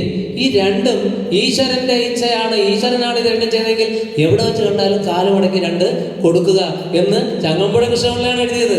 ആ ചങ്ങമ്പുഴ കൃഷ്ണപിള്ളയാണ് നോക്കൂ ഈ ജീവിത പരിസരങ്ങളെ എല്ലാം ചേർത്ത് കവിതയാക്കിയത്. ആ പ്രതിബദ്ധതയിൽ എഴുതിയ കവിത പിന്നീട് തിരുവനന്തപുരം ജില്ലയിലെ CPM-ന്റെ സെക്രട്ടറി ആയിരുന്ന പിരപ്പങ്കോട് മുരളി സാറ് മലയപ്പുലയനും EMS എന്നൊരു നാടകം എഴുതി. മലയപ്പുലയനും EMS-ഉം. കാരണം ഈ സാധാരണക്കാരന് അന്ന് സമൂഹം മാറ്റി നിർത്തിയവന് നല്ല തൻ്റെ ഇടത്തോടെ കയറി കിടക്കാൻ അവന് വീട് ഒരുക്കിയത് കേരളത്തിൻ്റെ പ്രിയങ്കരനായ മുഖ്യമന്ത്രിയായി EMS ഉള്ള കാലത്താണ്. അന്ന് അല്ലെ ഭൂപരിഷ്കരണ നയവും മറ്റു പല കാര്യങ്ങളുമായി ഗൗരിയമ്മ ഉൾപ്പെടെയുള്ളവർ അതിൻ്റെ ഭാഗമായിട്ടുണ്ടായിരുന്നു. നമുക്ക് പ്രതിബദ്ധത ഒരു എഴുത്തിൽ നിന്നുകൊണ്ട് അത് സമൂഹത്തിൻ്റെ പലയിടങ്ങളിലേക്കും അത് ചർച്ചയാകുന്നതും അവിടെ നിന്നുകൊണ്ട് തന്നെ അത് അങ്ങോട്ടും ഇങ്ങോട്ടും ഒക്കെ തന്നെ പരസ്പരം ചേരുമ്പോൾ എഴുത്ത് എന്നത് വെറുതെ എഴുത്തോ നിന്റെ കഴുത്തോ എന്നതല്ല. അതിനപ്പുറം നിന്നുകൊണ്ട് എഴുത്ത് പ്രതിബദ്ധതയുടേതാകുന്നു. അവിടെ സഹജീവി സ്നേഹത്തിൻ്റെ, കരുതലിൻ്റെ, നാട്ടിൽ നടക്കുന്ന പല പൊള്ളരുതായ്മകളുടെയും ഒക്കെ പ്രതിഷേധത്തിൻ്റെ സൂചകമായി എഴുത്ത് മാറുകയാണ്. ആ എഴുത്തിൻ്റെ തുടർച്ച തന്നെ പിന്നെയും നമ്മൾ പലയിടത്തും കാണുന്നുണ്ട്. മലയാള കവിതയിൽ അത് പലതരത്തിലുള്ള സമീപനങ്ങൾ ഉണ്ടായിട്ടുണ്ട്.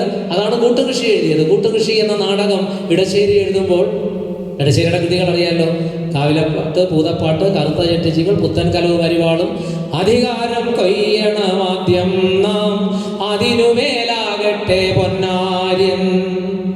ആദ്യം നമ്മൾ ചെയ്യേണ്ടത് അധികാരത്തെ അല്ലേ തൃശ്ശൂർ മൊത്തം ഇപ്പം മെട്രോ സിറ്റി ആക്കാൻ നിൽക്കുന്നതിന് മുമ്പ് ആദ്യം ചെയ്യേണ്ടത് എന്താണ്?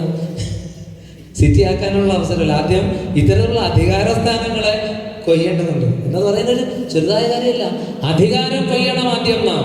അത് കൊയ്തതിന് ശേഷം അതിനുമേലാകട്ടെ ഈ നമുക്ക് പലതും നഷ്ടപ്പെടുന്നുണ്ട് അല്ലേ? ആ പലതരത്തിൽ നമ്മൾ ഇവിടെ ഇങ്ങനെ അടിമകളായി നിൽക്കുമ്പോൾ ഉടമയാകാനുള്ള തൻ്റെ ഇടം അതുണ്ടാക്കി കൊടുക്കുവാൻ എഴുത്തുകാരൻ പലതരത്തിലും ശ്രമിക്കുന്നുണ്ട്. കൂട്ടുകൃഷി നാടകത്തിലും ഇടശ്ശേരി അത് ചെയ്തു. കൂട്ടുകൃഷിയിൽ ഇടശ്ശേരി പറയുന്നുണ്ട്, ഈ പാടവരമ്പുകളിൽ ഇപ്പം ഈ അവിടെ ഒരു പാടം, അതിൻ്റെ ഇപ്പുറത്ത് വരമ്പ് കൊണ്ട് വേറൊരു പാടം, അതിൻ്റെ ഇപ്പുറത്ത് വേറൊരു പാടം, ഈ അതിരുകൾ കൊണ്ട് ഈ പാടങ്ങളെ ഇങ്ങനെ ഒറ്റയാക്കിയിട്ടിട്ട് അപ്പുറത്ത്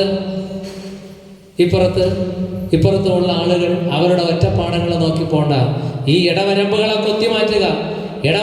കൊത്തി മാറ്റി കഴിഞ്ഞാൽ എല്ലാവരും കൂടി ഇന്ന് ശ്രീജിത്ത് അരിയല്ലൂർ വന്ന് നോക്കിയിട്ട് പോകും പാടം, അപ്പോൾ എൻ്റെ വയലിലും കൂടി ഇത്തിരി വെള്ളം വിട്ടിട്ട് പോകും. അപ്പുറത്തെ ദിവസം ശ്രീജിത്തിന് വരാൻ പറ്റില്ല, അപ്പോൾ ഞാൻ പാടത്ത് പോകും.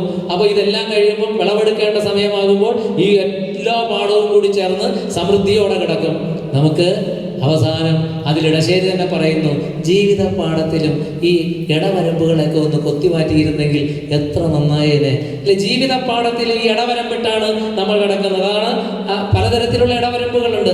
ഈ ഇടവരമ്പുകളെയൊക്കെ ഒന്ന് കൊത്തിമാറ്റി കഴിഞ്ഞാൽ ഇത് ഒറ്റപ്പാടമായി കിടക്കും. ആ ഒറ്റപ്പാടത്തിന്റെ ചന്തമാണ് പൊന്നുഷസിന്റെ കൊയ്ത്തിൽ നിന്നൂരി ചിന്നിയ കതിർ ചുറ്റും കിടക്കെ മേവി കൊയ്ത്തുകാർ പുഞ്ചയിൽ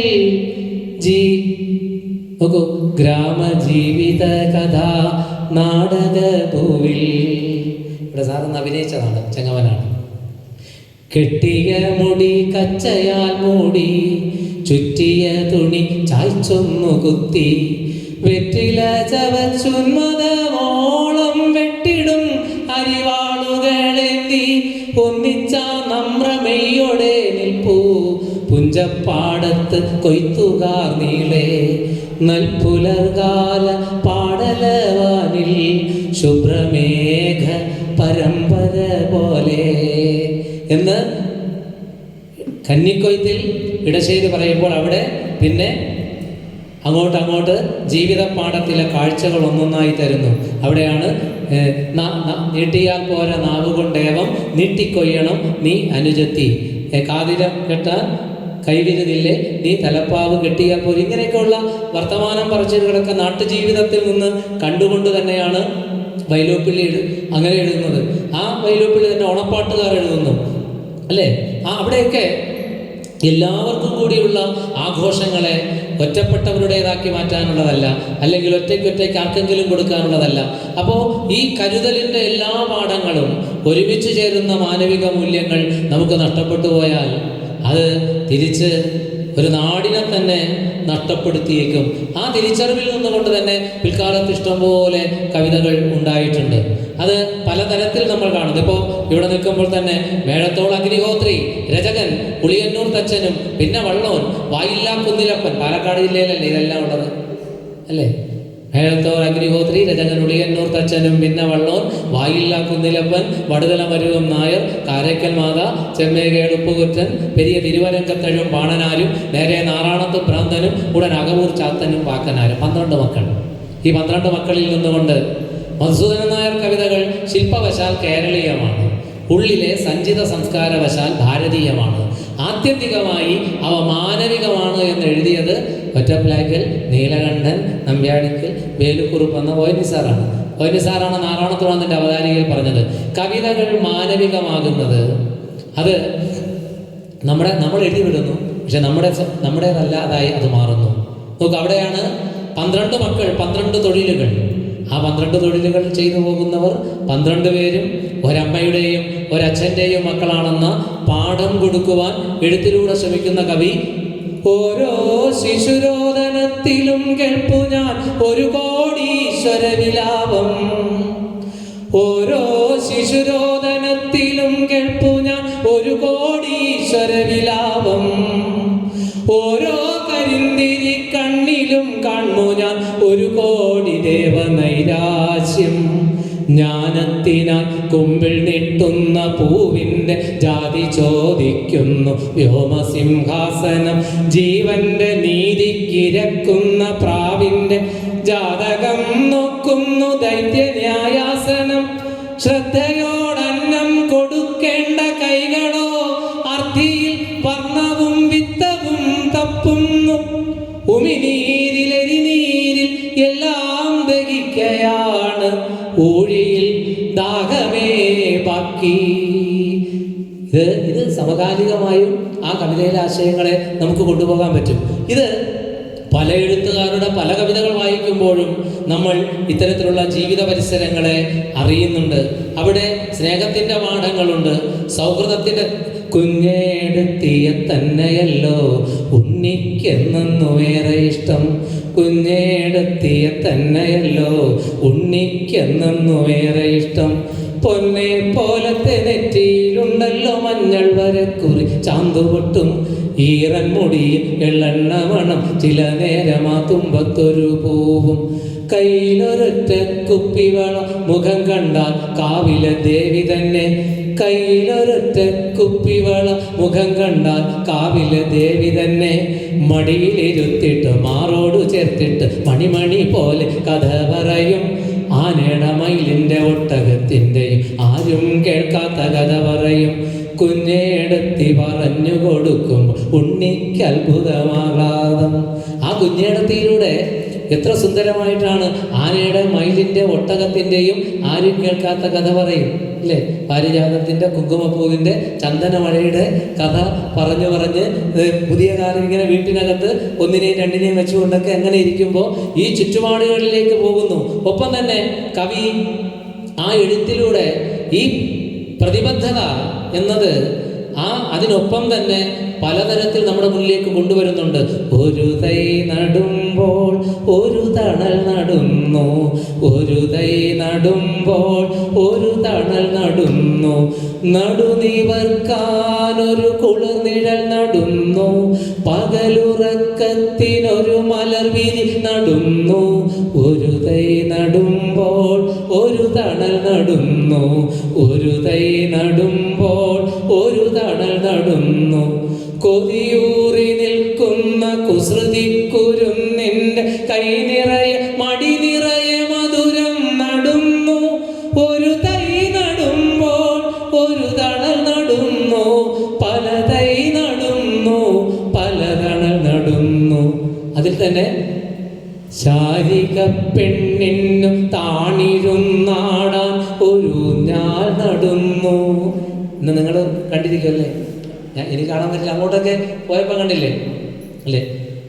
ഒരു തൈ നടുമ്പോൾ ഒരു തണൽ നടുന്നു, ഒരു തൈ നടുമ്പോൾ ഒരു തണൽ നടുന്നു. അവിടെ ശാരിക പെണ്ണിനു താണിരുന്നാടാൻ ഒരു ഞാൽ നടുന്നു. പ്രകൃതിയുടെ ഒരു സ്നേഹ പാഠം കണ്ടോ?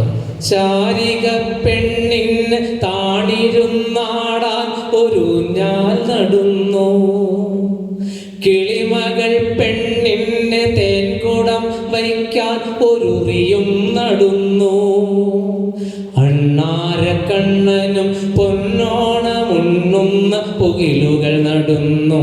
അണ്ണാരക്കണ്ണനും പൊന്നോണമുണ്ണുന്ന പുകിലുകൾ നടുന്നു. ഒരു തൈ നടുമ്പോൾ ഒരു തണൽ നടുന്നു, പല തൈ നടുന്നു, പല തണൽ നടുന്നു. ഇങ്ങനെ ഒരു മരത്തിൽ തന്നെ എത്രയെത്രയോ തണലുകളുടെ പാഠങ്ങൾ നമ്മൾ തിരിച്ചറിയുന്നുണ്ട്. അതുമാത്രമല്ല, പലതരത്തിൽ കവിത മുന്നോട്ട് പോകുമ്പോൾ കൃഷ്ണവാര്യർ സാറിൻ്റെയൊക്കെ ഇവിടെ കൃഷ്ണവനമാണല്ലോ, നിങ്ങൾ കണ്ടില്ലേ കൃഷ്ണവനം?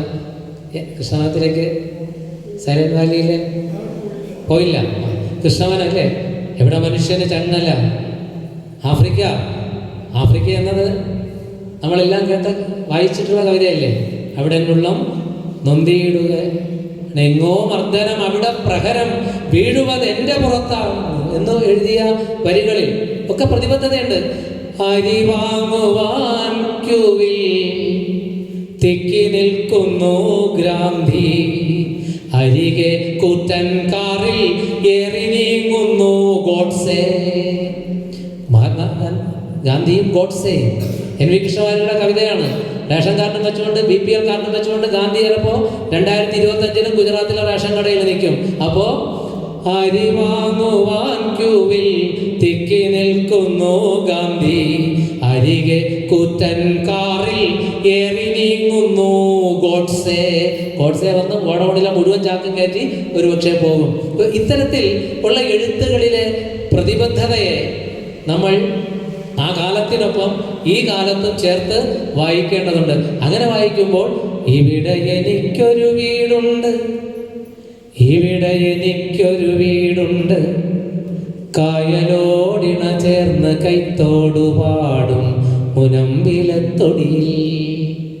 നമ്മുടെ വീട് നമ്മുടെ വീടാണ്. പക്ഷെ നമ്മൾ അവിടെ ഇരിക്കുമ്പോൾ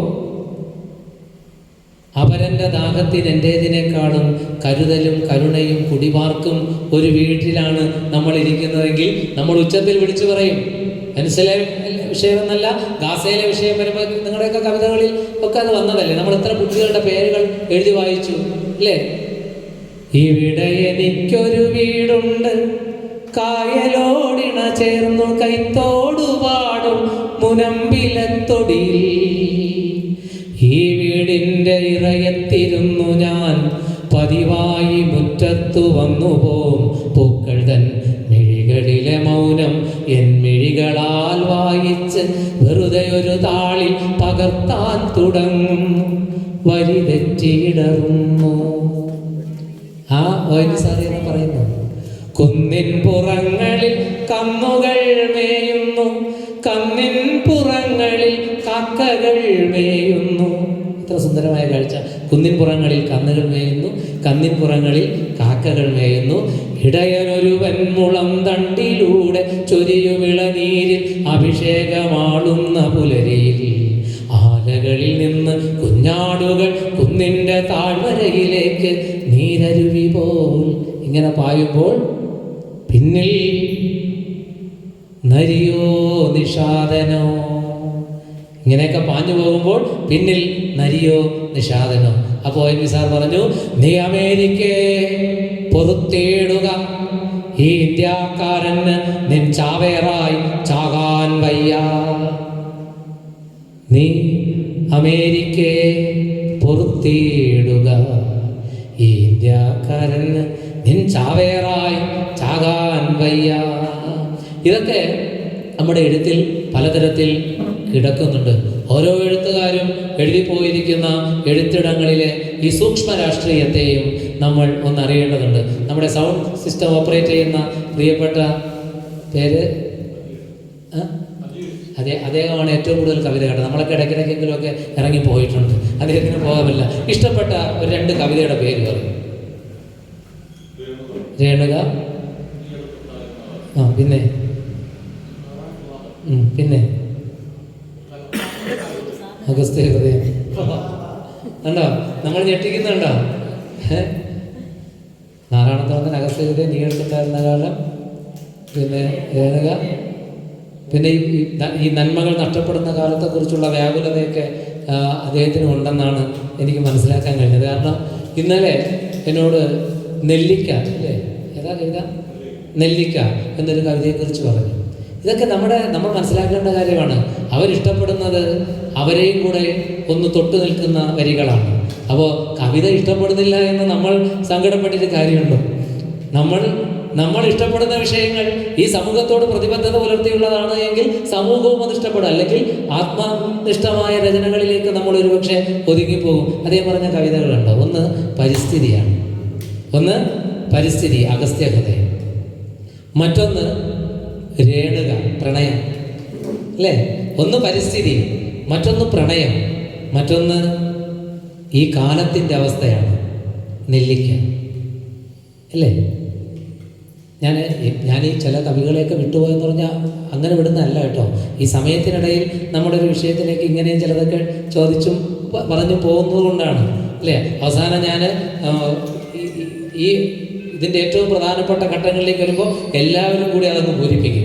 ആ രീതിയിൽ ഇതിനെ അവസാനിപ്പിക്കുക. അതാണ് ഞാൻ ആഗ്രഹിക്കുന്നത്. നമുക്ക് അഗസ്ത്യ ഹൃദയം. രാമനും ലക്ഷ്മണനും എന്ന് പറഞ്ഞാൽ ശ്രീരാമനും ലക്ഷ്മണനും അല്ല. രാമൻ എന്നത് രമിക്കുന്നവനാണ്. നമ്മളൊക്കെ ഇവിടെ വന്നപ്പോൾ നിങ്ങളെല്ലാവരും ഈ പ്രകൃതിയോടുള്ള ആ ഒരു രമിക്കൽ അങ്ങ് പോയി അല്ലേ?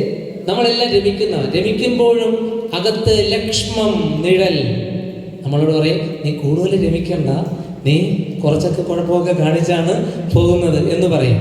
ആ രാമനെയും ലക്ഷ്മണനെയും കൊണ്ട് അഗസ്ത്യാർ കൂടത്തിലേക്ക് കയറി പോകുമ്പോൾ അഗസ്ത്യർ ഔഷധീശനായി തന്നെ അവിടെ ഉണ്ട്. ആയുർവേദമാണ്, അഷ്ടാംഗ ഹൃദയം. നോക്കൂ, അപ്പോ രാമ രഘുരാമ നാം ഇനിയും നടക്കാം, രാവിനു മുൻപേ കനൽക്കാടു താണ്ടാം, നോവിന്റെ ശൂലമുന മുകളിൽ കരേറാം, നാരായ ബിന്ദുവിൽ അഗസ്ത്യനെ കാണാം.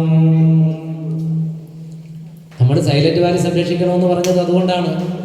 രാമ രഘുരാമ നാം ഇനിയും നടക്കാം, രാവിനു മുൻപേ കനൽക്കാടു താണ്ടാം, നോവിന്റെ ശൂലമുന മുകളിൽ കരേറാം, നാരായ ബിന്ദുവിൽ അഗസ്ത്യനെ കാണാം. ചിടനീണ്ട വഴിയളന്നും പിളന്നും കാട്ടുചെടിയുടെ തുടിക്കുന്ന കരളരിഞ്ഞും ചിലയുമമ്പും നീട്ടിയിരതിരഞ്ഞും ഭാണ്ഡമൊലിവാർന്ന ചുടുവിയർപ്പാൽ പൊതിഞ്ഞും മലകയറുമി നമ്മളൊരു വേള ഒരു കാതമേ ഉള്ളു മുകളിലെത്താൻ, ഇപ്പൊഴി അനുജന്റെ ചുമലിൽ പിടിക്കൂ, ഇപ്പാപശില നീ അമർത്തിച്ച വിട്ടു, ഇപ്പൊഴി അനുജന്റെ ചുമലിൽ പിടിക്കൂ, ഇപ്പാപശില നീ അമർത്തിച്ച വിട്ടു, ജീവന്റെ തീമഴുവെറിഞ്ഞു ഞാൻ നീട്ടും, ഈ വഴിയിൽ നീ എന്നിലൂടെ കരേറൂ, ഗിരിമകുടമാണ്ടാൽ അഗസ്ത്യനെ കണ്ടാൽ, ഗിരിമകുടമാണ്ടാൽ അഗസ്ത്യനെ കണ്ടാൽ, പരലുപോലെ താരമിഴിയൊളി പുരണ്ടാൽ, കരളിൽ കലക്കങ്ങൾ തെളിയുന്ന പുണ്യം, ജ്വരമാണ്ടൊരുടലിന് ശാന്തി ചൈതന്യം. ഈ ശാന്തിയും ചൈതന്യവും തന്ന മണ്ണ് ഇല്ലാതായപ്പോൾ ഒടുവിൽ നാമെത്തി ഈ ജന്മശൈലത്തിന്റെ കൊടുമുടിയിൽ, ഇവിടാരുമില്ലേ, വനപർണശാലയില്ലെന്നോ, മനം കാത്ത മുനിയാം അഗസ്ത്യനില്ലെന്നോ, മന്ത്രം മണക്കുന്ന കാറ്റിന്റെ കൈകൾ മരുന്നുരയ്ക്കുന്നതില്ലെന്നോ, രുദ്രാക്ഷമെണ്ണിയോരാ നാഗദന്തിതൻ മുദ്രാതലങ്ങളില്ലെന്നോ. ഇങ്ങനെ പലതും നഷ്ടപ്പെട്ടു പോകുമ്പോൾ ഒരുപക്ഷെ ഈ പാരിസ്ഥിതിക ദർശനത്തിൽ നമ്മൾ കുഞ്ഞിരാമൻ നായരുടെ കവിതകളും പല കവിതകളും ഒക്കെ നമ്മൾ ഇതിനോടൊപ്പം ചേർത്ത് അറിഞ്ഞു പോകേണ്ടതുണ്ട്. പലതരത്തിലും എഴുത്തുകാർ സഖ്യനേക്കാൾ തലപ്പൊക്കം നിളയേക്കാളും ആർദ്രത എന്ന് ആറ്റൂരവർമ്മ കുഞ്ഞിരാമൻ നായരെ കുറിച്ച് തന്നെ മേഘരൂപനിൽ പറയുന്നുണ്ട്. നീ ഇന്ന് ആ മേഘരൂപന്റെ ഗോത്രത്തിൽ ബാക്കിയായവൻ, ഏതോ വളകിലിക്കം കേട്ടലയും ഭ്രഷ്ടകാമുകൻ എന്നൊക്കെ പറഞ്ഞു പോകുമ്പോൾ ഈ കവിയൊക്കെ കളിയച്ഛനും താമരത്തേനും താമരത്തോണിയും ഒക്കെ നമുക്ക് മുന്നിലേക്ക് തന്നു പോകുമ്പോൾ ഈ പ്രകൃതിയൊക്കെ ഇങ്ങനെ സുന്ദരമായി തന്നെ കിടന്നു. ഇന്നലെ ജനന്മാഷ് വന്നിട്ട് അവിടെ ചെന്നൊരു കല്ലിൻ്റെ മുമ്പ് ചെന്ന് പടം എടുത്തു. അഗസ്ത്യരല്ലേ അത്? അഗസ്ത്യരുടെ ഒരു പ്രതിമ ഇല്ലേ, തൊട്ട് ഭവാനിപ്പുഴയുടെ പുറത്ത് അഗസ്ത്യരെ വെച്ചിട്ടുണ്ട്. അഗസ്ത്യർക്കെന്ന മന്ത്രം മണക്കുന്ന കാറ്റിൻ്റെ കൈകൾ മരുന്ന് ഒന്നും ഉരയ്ക്കുന്നില്ല അല്ലേ, മരുന്നും അങ്ങനെയുള്ള കാറ്റും ഇല്ല. ഇതൊക്കെ നമുക്കിങ്ങനെ പലതരത്തിൽ നഷ്ടപ്പെടുമ്പോൾ ഇവിടെയൊക്കെ അത്തരത്തിലുള്ള എഴുത്തുകൾ ഈ സമൂഹത്തിൽ പ്രതിബദ്ധതയുടെ എഴുത്തായി നിൽക്കുന്നുണ്ട്. മാനവികതയുടെ പാഠങ്ങൾ പലതരത്തിലും പല എഴുത്തുകാരിലൂടെയും നമ്മൾ വായിച്ചു പോകുന്നുണ്ട്. ഇത് ഒപ്പം തന്നെ അദ്ദേഹം പറഞ്ഞ നെല്ലിക്ക മുരുകൻകാട്ടാക്കട കഥയല്ലേ, അത് സിമ്പിളായിട്ട് അദ്ദേഹം കാര്യം പറഞ്ഞു. എന്താ പറഞ്ഞത്? നന്മകൾക്കു നിറം കെടുന്നൊരു കാലമന്നുണ്ണി, തിന്മകൾക്കു നിറം നിറച്ചു വർണ്ണ ചന്ദ്രമെന്നുണ്ണി. നന്മകൾക്കു നിറം കെടുന്നൊരു കാലമെന്നുണ്ണി. തിന്മകൾക്കു നിറച്ചു വർണ്ണ ചന്ദ്രമെന്നുണ്ണി. തിന്മകൾക്കു നിറച്ചു വർണ്ണ ചന്ദ്രമെന്നുണ്ണി. മിന്നുന്നു പലതെങ്കിലും അവ പൊന്നല്ലെന്നുണ്ണി. കലിക്കിലൊക്കെ വന്നിരിക്കും. മിന്നുന്നു പലതെങ്കിലും അവ പൊന്നല്ലെന്നുണ്ണി. പൊള്ളയായ പഴത്തിനുള്ളിൽ വിത്തുമില്ലുണ്ണി. പൊള്ളയായ പഴത്തിനുള്ളിൽ വിത്തുമില്ലുണ്ണി. നന്മകൾക്കു നിറം കെടുന്നൊരു കാലമെന്നുണ്ണി. തിന്മകൾക്കു നിറച്ചു വർണ്ണ ചന്ദ്രമെന്നുണ്ണി. തിന്മകൾക്കു നിറച്ചു വർണ്ണ ചന്ദ്രമെന്നുണ്ണി. തിന്മകളിങ്ങനെ നിറഞ്ഞാടുമ്പോൾ അവിടെ പുഴ പറ്റുമ്പോൾ നമ്മൾ സെമിനാർ നടത്തും. അപ്പോൾ സെമിനാർ നടത്തുമ്പോൾ കവി എഴുതുന്നത് എന്താണ്? ആഗോള ജന്മക്കടത്തിൽ കുടം മുങ്ങി മുങ്ങി നീരുമ്പോൾ ആറുകൾ വറ്റിയാലെന്ത് സെമിനാറുകൾ ബാക്കിയുണ്ടല്ലോ, അല്ലേ? കവികൾ ഇങ്ങനെ എഴുതുന്നത്. ആറുകൾ വറ്റിയാലെന്ത് സെമിനാറുകൾ ബാക്കിയുണ്ടല്ലോ. ഇപ്പൊ ദിവാകരൻ വിഷ്ണുമംഗലത്തെയും അതുപോലെ തന്നെ നമ്മുടെ കവികളുടെയൊക്കെ എഴുത്തിൽ നിന്നുകൊണ്ട് നമ്മൾ ചിലത് കാണും, അല്ലേ? അപ്പൊ ഇതാണ് ഇപ്പോൾ സംഭവിച്ചുകൊണ്ട്. അപ്പൊ അതും പ്രതിഷേധത്തിന്റെ എഴുത്താണ്, അല്ലേ? നമ്മളിപ്പോൾ ഇവിടെ ക്യാമ്പ് നടത്തുമ്പോൾ നമുക്ക് ആറുകൾ വറ്റാതിരിക്കാനുള്ള ക്യാമ്പാണ്, പ്രകൃതി ഇല്ലാതാകാതിരിക്കാനുള്ള ക്യാമ്പാണ്. പക്ഷേ പലപ്പോഴും പലയിടത്തും കുപ്പിവെള്ളമൊക്കെ വെച്ച് ആറിൻ്റെ അരികിൽ ക്യാമ്പ് നടത്തിയിട്ട് അവസാനം ഈ കുപ്പികൾ മുഴുവൻ ആറ്റിലേക്ക് ഇട്ടിട്ട് പോകുന്ന സാഹചര്യങ്ങളുണ്ടാകും. അപ്പോൾ ഈ പല രേണുക പ്രണയം മാനവികതയാണല്ലോ പ്രണയം. വയലാറിലെ ഞാൻ പറയാം വയലാറിലേക്ക് വന്ന് കുറച്ച് കൂടുതൽ പറയാനുണ്ട്.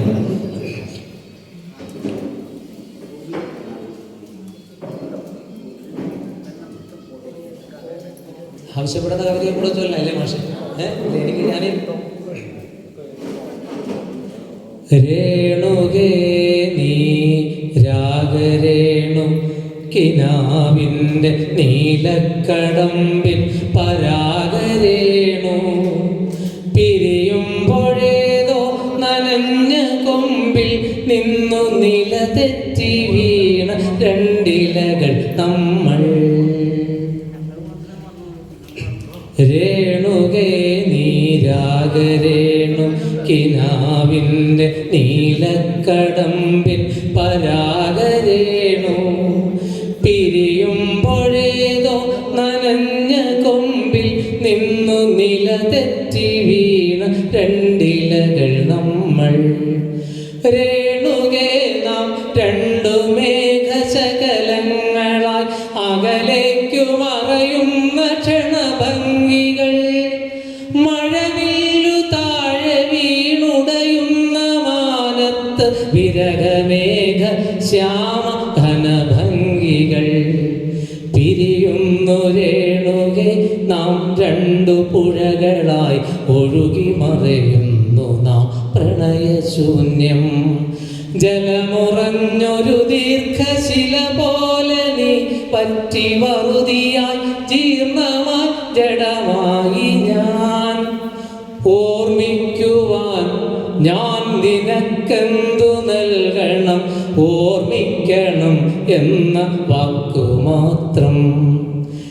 ഓർമ്മിക്കുവാൻ ഞാൻ നിനക്കെന്തു നൽകണം, ഓർമ്മിക്കണം എന്ന വാക്കു മാത്രം. എന്നെങ്കിലും വീണ്ടും എവിടെ വച്ചെങ്കിലും കണ്ടുമുട്ടാം എന്ന വാക്കു മാത്രം. നാളെ പ്രതീക്ഷതൻ കുങ്കുമപ്പൂവായി നാം കടം കൊള്ളുന്നതിത്ര മാത്രം. അവിടെ പ്രണയം ആയതുകൊണ്ടാവാം കൂടുതൽ അത് വിരഹത്തിൻ്റെയും കൂടിയാണ്. മുരുകൻകാട്ടാക്കട എൻ്റെ നാട്ടുകാരനാണ്.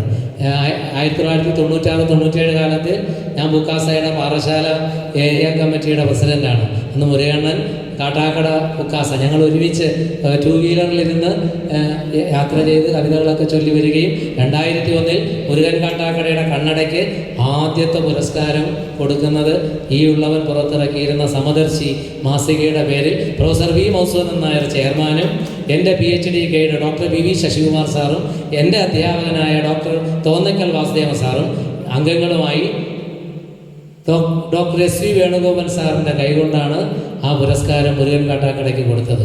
ഇപ്പോൾ ആ കവിതയുടെ 25ാം വർഷമാണ്.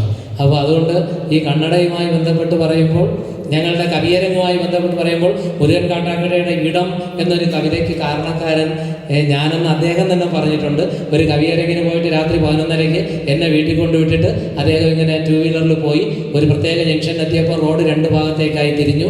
അദ്ദേഹത്തിന് 11:30 ശേഷം ഒരാൾ പോലുമില്ല വഴി പറഞ്ഞു കൊടുക്കാൻ. പക്ഷെ ആ കാലത്ത് അവിടെ നിന്നുകൊണ്ടുണ്ടായ തോന്നലാണ്, വഴി 2ആയി പിരിയുന്നു, ഇടവും വലവും തിരിയുന്നു, യാത്രയ്ക്കേതാണടയാളം, ഇരുമാത്ര ഇരുട്ടാണിരുപുറവും എന്നൊക്കെ. ഇതൊക്കെ എഴുത്തിന് പെട്ടെന്ന് സംഭവിക്കാമല്ലോ. തിരുവനന്തപുരത്തെ SME സ്കൂളിലെ അധ്യാപകനായ മുരുകൻ കാട്ടാക്കട വീട്ടിൽ നിന്ന് സ്കൂളിലേക്ക് വരാൻ തുടങ്ങുമ്പോഴാണ് പെട്ടെന്ന് TV വെച്ചപ്പോൾ ഒരു സെക്യൂരിറ്റി ജീവനക്കാരനെ പത്മതീർത്ഥക്കുളത്തിൽ ഒരു ഭ്രാന്തൻ മുക്കുകയാണ്. അപ്പോൾ നമ്മുടെ ചാനൽ പരുന്നുകൾ, ചാക്കോടി മാഷല്ല, ചാക്കോടി മാഷിനെ പോലുള്ളവർക്ക് ഈ ഇതിനെ എടുത്ത് കമ്പി എടുത്തെങ്കിലും തലയിൽ അടി കൊടുക്കുമായിരുന്നു. പക്ഷേ ചാനലുകാർ പെട്ടെന്ന് ഇത് ആദ്യം എത്തിക്കാൻ വേണ്ടി അവരുടെ പ്രതിബദ്ധതയുടെ കാഴ്ച കാലമല്ലേ, അവരത് ചെയ്യുകയാണ്. അപ്പോഴാണ് മുരുകൻ കാട്ടാക്കട എന്ത് ചെയ്തു, അദ്ദേഹത്തിൻ്റെ മനസ്സിലുണ്ടായ ആ തോന്നൽ, നമ്മുടെ നിൽക്കുന്നു ഞാൻ, മാനവികതയാണ് അതിൽ നമുക്ക് പറയാം. നിൽക്കുന്നു ഞാൻ പത്മതീർത്ഥക്കുളത്തിൻ്റെ ഭിത്തിയിൽ കയ്യൂന്നി താടി താങ്ങി, ചുറ്റുമൊരായിരം കാണികൾ ഞാനും അങ്ങെത്തി നോക്കുന്നുണ്ടകക്കുളത്തിൽ.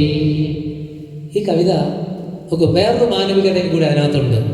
നിൽക്കുന്നു ഞാൻ പത്മതീർത്ഥക്കുളത്തിൻ്റെ ഭിത്തിയിൽ കയ്യൂന്നി താടി താങ്ങി, ചുറ്റുമൊരായിരം കാണികൾ ഞാനും അങ്ങെത്തി നോക്കുന്നുണ്ടകക്കുളത്തിൽ. താളങ്ങളൊക്കെ ഇങ്ങനെയൊക്കെ നമ്മുടെ ജീവിത താളങ്ങളെ എടുത്ത് നമുക്ക് കവിതയിലേക്ക് ചേർക്കാൻ പറ്റും, അല്ലേ? അതുപോലെ തന്നെയാണ് ബാഗ്ദാദും, അല്ലേ? മണലു കരിഞ്ഞു പറക്കുന്നേന്ദ്ര കാക്കമലർന്നു പറക്കുന്നു, മണലു കരിഞ്ഞു പറക്കുന്നേന്ദ്ര കാക്കമലർന്നു പറക്കുന്നു, താഴെ തൊടിയിൽ തലകീറി ചുടുചോരയൊലിക്കും ബാല്യങ്ങൾ, താഴെ തൊടിയിൽ തലകീറി ചുടുചോരയൊലിക്കും ബാല്യങ്ങൾ. ഇതു ബാഗ്ദാദാണമ്മ പറഞ്ഞോരറബി കഥയിലെ ബാഗ്ദാദ്, ഇതു ബാഗ്ദാദാണമ്മ പറഞ്ഞോരറബി കഥയിലെ ബാഗ്ദാദ്. അതിൽ ഒരു കുഞ്ഞിൻ്റെ ശരീരം, 2 കൈകൾ ഇങ്ങനെ വേർപെട്ട് കിടക്കുന്ന ചിത്രം പിറ്റേ ദിവസത്തെ ഇംഗ്ലീഷ് പത്രം നമുക്ക് മുന്നിൽ കാണിച്ചു. ഇരുപാർശ്വങ്ങൾ മുറിഞ്ഞ കുരിശായി ഒരു ബാല്യം നിറ കണ്ണു തുടയ്ക്കാൻ വരമായൊരു കൈ പ്രാർത്ഥനയേറ്റി മയങ്ങുന്നാതുരശയ്യ ആർദ്രം. ഞാൻ പറയും മുരുകൻ കാട്ടാക്കട ഉക്കാസായിലെ പുരോഗമന സാഹിത്യ സംഘത്തിൻ്റെ പ്രിയപ്പെട്ട കവി കൂടിയാണല്ലോ, അല്ലേ? നമ്മുടെ എല്ലാ കവികളും ഇവിടെ ഇരിക്കുന്നവരെല്ലാം ആ ഒരു മാനവികത ഉള്ളവരാണല്ലോ. അപ്പോൾ അവിടെ നോക്കാം, ഈ മുരുകൻ കാട്ടാക്കട മനുഷ്യനാകണമെന്ന് എഴുതിയപ്പോൾ അദ്ദേഹത്തിൻ്റെ വീട്ടിൽ കാട്ടാക്കടയിലെ പോലീസ് അദ്ദേഹത്തിന് സെക്യൂരിറ്റി കൊടുക്കേണ്ടി വന്നു. നോക്കൂ, എന്തുകൊണ്ടാണ്? മാർക്സിയൻ ദർശനം അത് മാനവികതയുടേതാണ്, സ്ഥിതി സമത്വത്തിൻ്റെതാണ്. അതുകൊണ്ടാണ് മനുഷ്യനാകണം, മനുഷ്യനാകണം, ഉയർച്ച താഴ്ചകൾക്കതീതമായ സ്നേഹമേ നിനക്കു ഞങ്ങൾ പേരിടുന്നതാണ് മാർക്സിസം. മനുഷ്യനാകണം, മനുഷ്യനാകണം, ഉയർച്ച താഴ്ചകൾക്കതീതമായ സ്നേഹമേ നിനക്കു ഞങ്ങൾ പേരിടുന്നതാണ് മാർക്സിസം. ഞങ്ങളെ കൊന്നു തള്ളി എങ്കിലെന്ത്? തോൽക്കുകയില്ല അല്ലേ? തോൽക്കുകയില്ല, തോറ്റുവെങ്കിലില്ല മാർക്സിസം. പ്രണയമേ കലഹമേ പ്രകൃതി സ്നേഹമേ, നിനക്കു ഞങ്ങൾ പേരിടുന്നതാണ് മാർക്സിസം. മനുഷ്യനാകണം. പ്രണയം, കലഹം, പ്രകൃതി സ്നേഹം ഇതെല്ലാം ചേരുന്ന ജീവിത വിശുദ്ധികളാണ് മാർക്സിയൻ ദർശനമെങ്കിൽ അത് തന്നെയാണ് മാനവിക ദർശനം, അത് തന്നെയാണ് സ്ഥിതി സമത്വത്തിൻ്റെതായ ദർശനം, സോഷ്യലിസത്തിൻ്റെതായ ദർശനം. അതുകൊണ്ടാണ് സോപ്പിൻ്റെ പേര് ചന്ദ്രിക, ചന്ദനത്തിരി പേര് സന്ധ്യ. എരിഞ്ഞു തീരുന്നതിനും അല്ലെ അലിഞ്ഞു തീരുന്നതിനും പെൺപേരുകൾ തന്നെ ശരണം എന്ന് എഴുതുന്നത് പ്രതിബദ്ധതയാണ്. അത് ആ കവിതയ്ക്ക് അങ്ങനെ ഒരു പ്രതിബദ്ധതയുണ്ട്. ഈ പ്രതിബദ്ധതയിൽ നിന്നുകൊണ്ട് തന്നെയാണ് ആരൊരാളൻ കുതിരയെ കെട്ടുവാൻ, ആരൊരാളതിന്മാർഗം മുടക്കുവാൻ,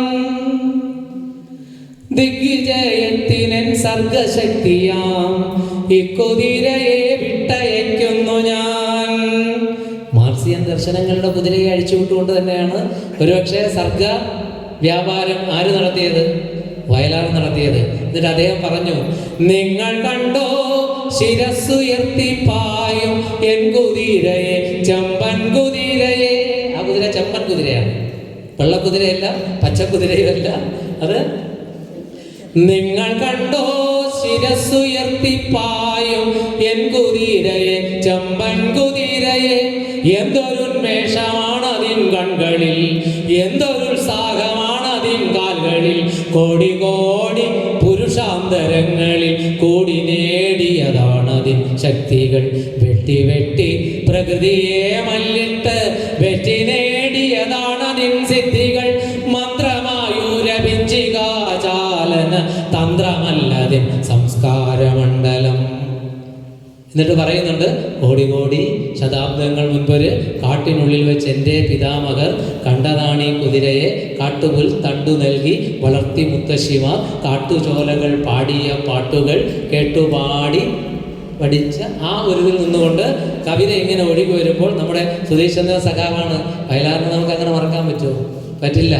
അതുകൊണ്ടാണ് ഈശ്വരനല്ല മാന്ത്രികനല്ല ഞാൻ, പച്ചമണ്ണിൻ മനുഷ്യത്വമാണു ഞാൻ.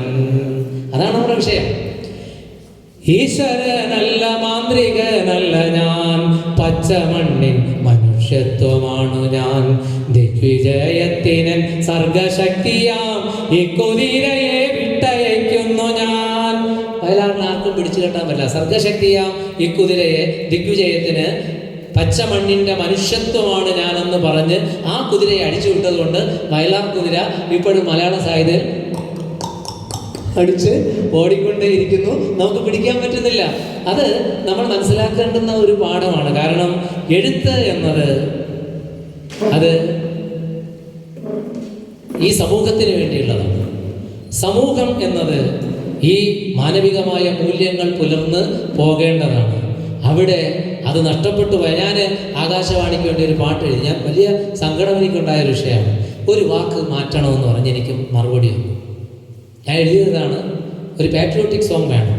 അപ്പോൾ ഞാൻ എഴുതി, ഇന്ത്യ എന്ന പേരിലുണ്ടൊരായിരം കിനാവുകൾ, ചൊരിഞ്ഞു പൂർവികർ നമുക്കു തന്നൊരാ സ്വതന്ത്രത. ഇന്ത്യ എന്ന പേരിലുണ്ടൊരായിരം കിനാവുകൾ, ചൊരിഞ്ഞു പൂർവികർ നമുക്കു തന്നൊരാ സ്വതന്ത്രത. വിന്ധ്യനോളമുണ്ടവർക്കുയിർബലം ഉദാരമായി, നെഞ്ചിലൂർന്നുറഞ്ഞ നന്മകൾ നിറഞ്ഞു ഗംഗ പോൽ. ഇന്ത്യ എന്ന പേരിലുണ്ടൊരായിരം കിനാവുകൾ, ചൊരിഞ്ഞു പൂർവികർ നമുക്കു തന്നൊരാ സ്വതന്ത്രത. വിന്ധ്യനോളമുണ്ടവർക്കുയിർബലം ഉദാരമായി, നെഞ്ചിലൂർന്നുറഞ്ഞ നന്മകൾ നിറഞ്ഞു ഗംഗ പോൽ. മുന്നിലുണ്ടുറച്ചുയർന്നു നിൽക്കുമീ ഹിമാലയം, ഉള്ളിലുണ്ടുയർ വികാരമായി സ്വരാജ്യഭാ. മുന്നിലുണ്ടുറച്ചുയർന്നു നിൽക്കുമീ ഹിമാലയം, ഉള്ളിലുണ്ടുയർ വികാരമായി സ്വരാജ്യ നന്മകൾ. സത്യ സത്യധർമ്മ സ്നേഹ ശാന്തി പാഠ പുസ്തകങ്ങളാൽ ഉജ്ജ്വല ചരിത്രമാരചിച്ചു കർമ്മയോഗികൾ. ആറ്റുനോറ്റു നമ്മൾ ഉറ്റമോടെ ഏറ്റു ചൊല്ലി ഇന്ത്യ എന്റെ രാജ്യമാണ്, നമ്മൾ അഖിലരും സഹോദരർ. ഇന്ത്യ എന്റെ രാജ്യമാണ്, അഖിലരും സഹോദരർ. കനൽ കടൽ കടന്ന് മാതൃനാടിനെ പുണർന്നവർ.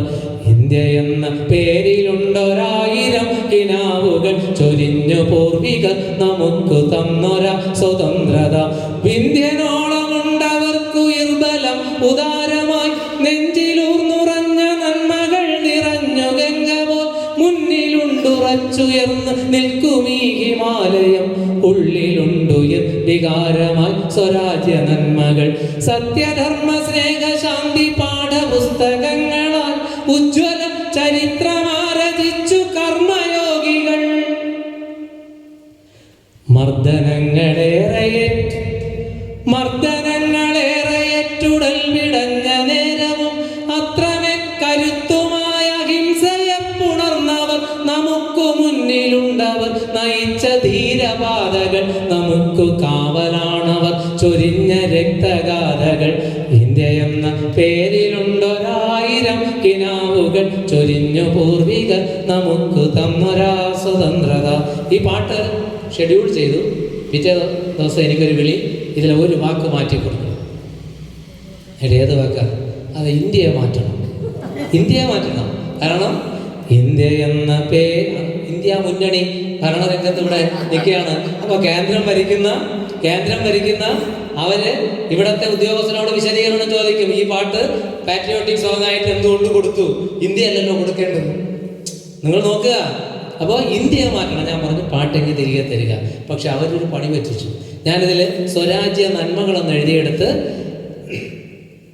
മുന്നിലുണ്ടുറച്ചുയർന്നു നിൽക്കും ഈ ഹിമാലയം, ഉള്ളിലുണ്ടുയിർ വികാരമായി സ്വരാജ്യ നന്മകൾ. ആ നന്മകൾ 3 അക്ഷരമുള്ള ഭാരതം ചേർത്ത് അവരെന്ത് ചെയ്തു? സ്വരാജ്യ ഭാരതം എന്നാക്കി ഇന്ത്യയും ഭാരതത്തെയും തമ്മിൽ കോമ്പൻസേറ്റ് ചെയ്യിപ്പിച്ചുകൊണ്ട് ആ പാട്ടിട്ടു. ഞാനീ പറയാൻ കാരണം ഇത്തരത്തിലൊക്കെ സംഭവിക്കുന്നുണ്ട് നമുക്ക് ചുറ്റും. ഒരുപക്ഷെ ഇങ്ങനെയുള്ള ഒരു കടന്നാക്രമണം ഭരണകൂടത്തിന്റെ ഭാഗത്തു നിന്നും ഉണ്ടാകുമ്പോൾ എഴുത്തുകാർ കൂടുതൽ ജാഗ്രതയോടെ പോകേണ്ടതുണ്ട്. രൗണ്യമാഷിന്റെ രാവ് പോലുള്ള രാ എന്ന കവിത മാതൃഭൂമിയിൽ വന്നതാണ്. രൗണ്യമാഷിന്റെ പല കവിതകൾ വായിക്കുമ്പോഴും നമ്മൾ അത് തിരിച്ചറിയുന്നുണ്ട്. കാരണം കവിയുടെ പ്രതിബദ്ധത അത് രാഷ്ട്രീയ, സാമൂഹിക, സാംസ്കാരിക, മാനവികമായ എല്ലാ പാഠങ്ങളെയും ചേർത്തുകൊണ്ടുള്ള എഴുത്തിന്റെ പ്രതിബദ്ധതയാണ്. ഇത് പലതരത്തിൽ ഉണ്ട്. ബുദ്ധ ഞാൻ ആട്ടിൻകുട്ടി എന്ന് ബുദ്ധനും ആട്ടിൻകുട്ടിയും എഴുതിയ എ അയ്യപ്പൻ എന്ന കവി പുൽക്കൊടി താഴ്വരകൾ കാതിൽ പറഞ്ഞു, എന്നെ കല്ലെറിഞ്ഞവൻ ഒരു സിദ്ധാർത്ഥൻ എന്ന കുട്ടി എന്ന് പറഞ്ഞ് ആ കവിത അവസാനിപ്പിക്കുമ്പോൾ പ്രത്യയശാസ്ത്രങ്ങളിൽ വന്ന മാറ്റങ്ങൾ കവിതകളിൽ വരുന്നുണ്ട്. ആരാണു ഗാന്ധി? കുഞ്ഞിനു കൊറ്റിനായി മേനി വിൽക്കും തെരുവു പെണ്ണിനൊരു മറയാണു ഗാന്ധി. അളയറ്റ യുവതയ്ക്ക് ബോധം പുകയ്ക്കുവാൻ തണലുള്ളൊരിടമാണു ഗാന്ധി. നീതിക്കു വില കൂട്ടി വിൽക്കുന്ന സേവന ചതികൾ കൊടുപ്പാണു ഗാന്ധി. ഏതു രക്ഷസിനും ദേവതയാകുവാൻ ഓതുന്ന പേരാണ് ഗാന്ധി. നിസ്വന്റെ മിഴിയിലെ ദൈന്യമായി തീരുന്ന നിസ്സഹായതയാണ് ഗാന്ധി. ധീരമാം സ്നേഹമേ ശാന്തി, ശാന്തി ഗീതമാണാർക്കുമേ ഗാന്ധി. അതുകൊണ്ട് തനിയെ നടന്നു നീ പോവുക. ഗാന്ധിയൻ ദർശനം എന്നൊക്കെ പറഞ്ഞ് പലരും ഈ സമൂഹത്തിൽ ജീവിക്കുന്നുണ്ട്. ഒരുത്തനും ഗാന്ധി പാഠങ്ങൾ അറിയുന്നില്ല. തനിയെ നടന്നു നീ പോവുക, തളർന്നാലും അരുതേ പരാശ്രയവും ഇളവും. അനുഗാമിയില്ലാത്ത പഥിക തുടർന്നാലും ഇടറാതെ നിൻ ധീരഗാനം. തുടർന്നാലും ഇടറാതെ നിൻ ധീരഗാനം. പൈതങ്ങൾ പാടുന്നു രാജഘട്ടത്തിലെ പിടയുമീ അഗ്നിക്കു മുന്നിൽ. രാജഘട്ടത്തിലെ തേയുമി അഗ്നിക്കു മുന്നിൽ വെടികൊണ്ട പക്ഷിയൊന്നെവിടെയോ മറയുന്ന ചിറകൊച്ച കേൾക്കുന്നു പിന്നിൽ. രാംധുൻ കഴിഞ്ഞ് ശ്രുതിയും തീർന്ന് ഗായകർ നാണയം നേടി തിരിച്ചുപോയി. രാംധുൻ കഴിഞ്ഞ് ശ്രുതിയും തീർന്ന് ഗായകർ നാണയം നേടി തിരിച്ചുപോയി. നായകർ പൂവിട്ട് ഭജനം നടത്തി വേഗം കരിമ്പൂച്ചകൾക്കൊപ്പം അങ്ങെപ്പോഴേ യാത്രയായി. നമ്മുടെ അമേരിക്കൻ പ്രസിഡന്റിനെ കൊണ്ടുവന്ന് രാജ്ഘട്ടിൽ ചവിട്ടി നിർത്തി നമ്മൾ നമ്മുടെ അടിമത്തം ഒരുപക്ഷെ കാണിച്ചേക്കും. ഇതൊക്കെ സംഭവിക്കുന്നുണ്ട്. പക്ഷെ ആരാണ് ഗാന്ധി? ധീരമാം സ്നേഹമേ ശാന്തി, ശാന്തി ഗീതമാണാർക്കുമേ Gandhi. My life is my message. എൻ്റെ ജീവിതമാണ് എൻ്റെ സന്ദേശം എന്ന് പറഞ്ഞ ഗാന്ധിയുടെ ജീവിതപാഠങ്ങൾ അവിടെയുണ്ട്. അതുകൊണ്ട് തന്നെ ഇത്തരത്തിലുള്ള എഴുത്തുകളിലും നമ്മൾ ചിലത് കാണുന്നുണ്ട്. ഇപ്പോൾ ഇദ്ദേഹം പറഞ്ഞ സുധീഷൻ സഖാവ് പറഞ്ഞ വയലാറിൻ്റെ ഏത് കവിതകൾ നോക്കിയാലും അതിൽ നമുക്ക് പൊളിച്ചെഴുത്തിൻ്റെ സൗന്ദര്യം കാണാൻ പറ്റും. കമ്പരുടെ കഥയിലെ രാവണപുത്രിയെ എടുത്ത് നമ്മുടെ മുന്നിൽ ആവിഷ്കരിക്കുമ്പോൾ രാവണൻ നമുക്ക് പ്രിയങ്കരനാണ്. രാമനെയല്ല, നമ്മൾ രാമനെയും നമ്മൾ അവിടെ ഇഷ്ടപ്പെടുന്നില്ല. കാരണം എന്താണ്? രാമൻ കാണിച്ച ക്രൂരതയാണ്. രാവണൻ അവിടെ അല്ലേ വേദവതിയെ മലർശരസായകം വേദനിപ്പിക്കാത്ത പൂജാമലരിനെ അന്നാക്രമിച്ചു തളച്ചിടാനാവാത്ത തന്നഭിലാഷം മദഗജം മാതിരി. അന്നവളുഗ്രപ്രതികാരവന്യായി തൻ മുന്നിൽ നിന്ന് ജ്വലിച്ചടങ്ങിടവേ അഗ്നിയെ സാക്ഷി നിർത്തി മുഴക്കിയോര ശാപമോർത്ത് നടുങ്ങി ദശാനനൻ. എന്നിലെ കന്യകാത്വത്തെ നശിപ്പിച്ച നരാധമ, നീ മരിക്കും, നിനക്കെന്നിൽ ജനിക്കും പെൺകിടാവിനാൽ. അന്നേ മനസ്സിൻ്റെ ചിറകിന് കൊണ്ടതാണ് അമ്പുകൾ പോൽ ആമുനയുള്ള വാക്കുകൾ. അങ്ങനെ ഓർമ്മകൾക്കുള്ളിൽ മണിച്ചിലമ്പും കെട്ടി ഓടി നടക്കുന്നു പിന്നെയും മൈഥിലി. ആ പിതാവാണ് രാവണൻ. അതുകൊണ്ട് തന്നെ യുദ്ധത്തിനിന്നലെ പോരും വഴിക്ക് തൻ പുത്രിയെ കണ്ടതാണ് അന്ത്യസന്ദർശനം. എല്ലാം പറഞ്ഞ് മകളുടെ കാൽ പിടിച്ചെല്ലാം പറഞ്ഞ്, മകളെ വേദവതി നിൻ്റെ അമ്മ, ഈ ഞാൻ നിൻ്റെ അച്ഛൻ, അതുകൊണ്ട് അല്ലേ അത് നോക്കൂ. അങ്ങനെ ആ പിതാവ് എല്ലാം പറഞ്ഞ് മകളുടെ കാൽ. ഇത് വയലാറിൻ്റെ എഴുത്തിൻ്റെ ആ ഒരു ചന്തം കണ്ടോ? ആ വയലാർ അവിടെ പറയുന്നുണ്ട്, സീതയെ ശുദ്ധീകരിക്കുവാൻ കാട്ടുതീ ഊതിപ്പിടിപ്പിച്ചു വാനരസേനകൾ. വയലാറിൻ്റെ കവിതകളിലെ സ്ത്രീ സങ്കല്പങ്ങളൊക്കെ നമുക്ക് എടുക്കാൻ പറ്റും അല്ലേ? താടകയെ നമ്മൾ കണ്ടോ, ഇവളെ പേടിച്ചാലും നേർവഴി നടപ്പില്ല എന്ന് പണ്ടത്തെ കവി പറഞ്ഞു. എങ്കിൽ താടക എങ്ങനെയാ വയലാറിലേക്ക് എത്തുമ്പോൾ? വിന്ധ്യശൈലത്തിൻ്റെ താഴ്വരയിൽ നിശാഗന്ധികൾ മുട്ടിടും ഫാൽഗുന സന്ധ്യയിൽ പാർവതി പൂജയ്ക്കു പൂന്നുള്ളുവാൻ വന്ന ദ്രാവിഡ രാജകുമാരിയാം താടക.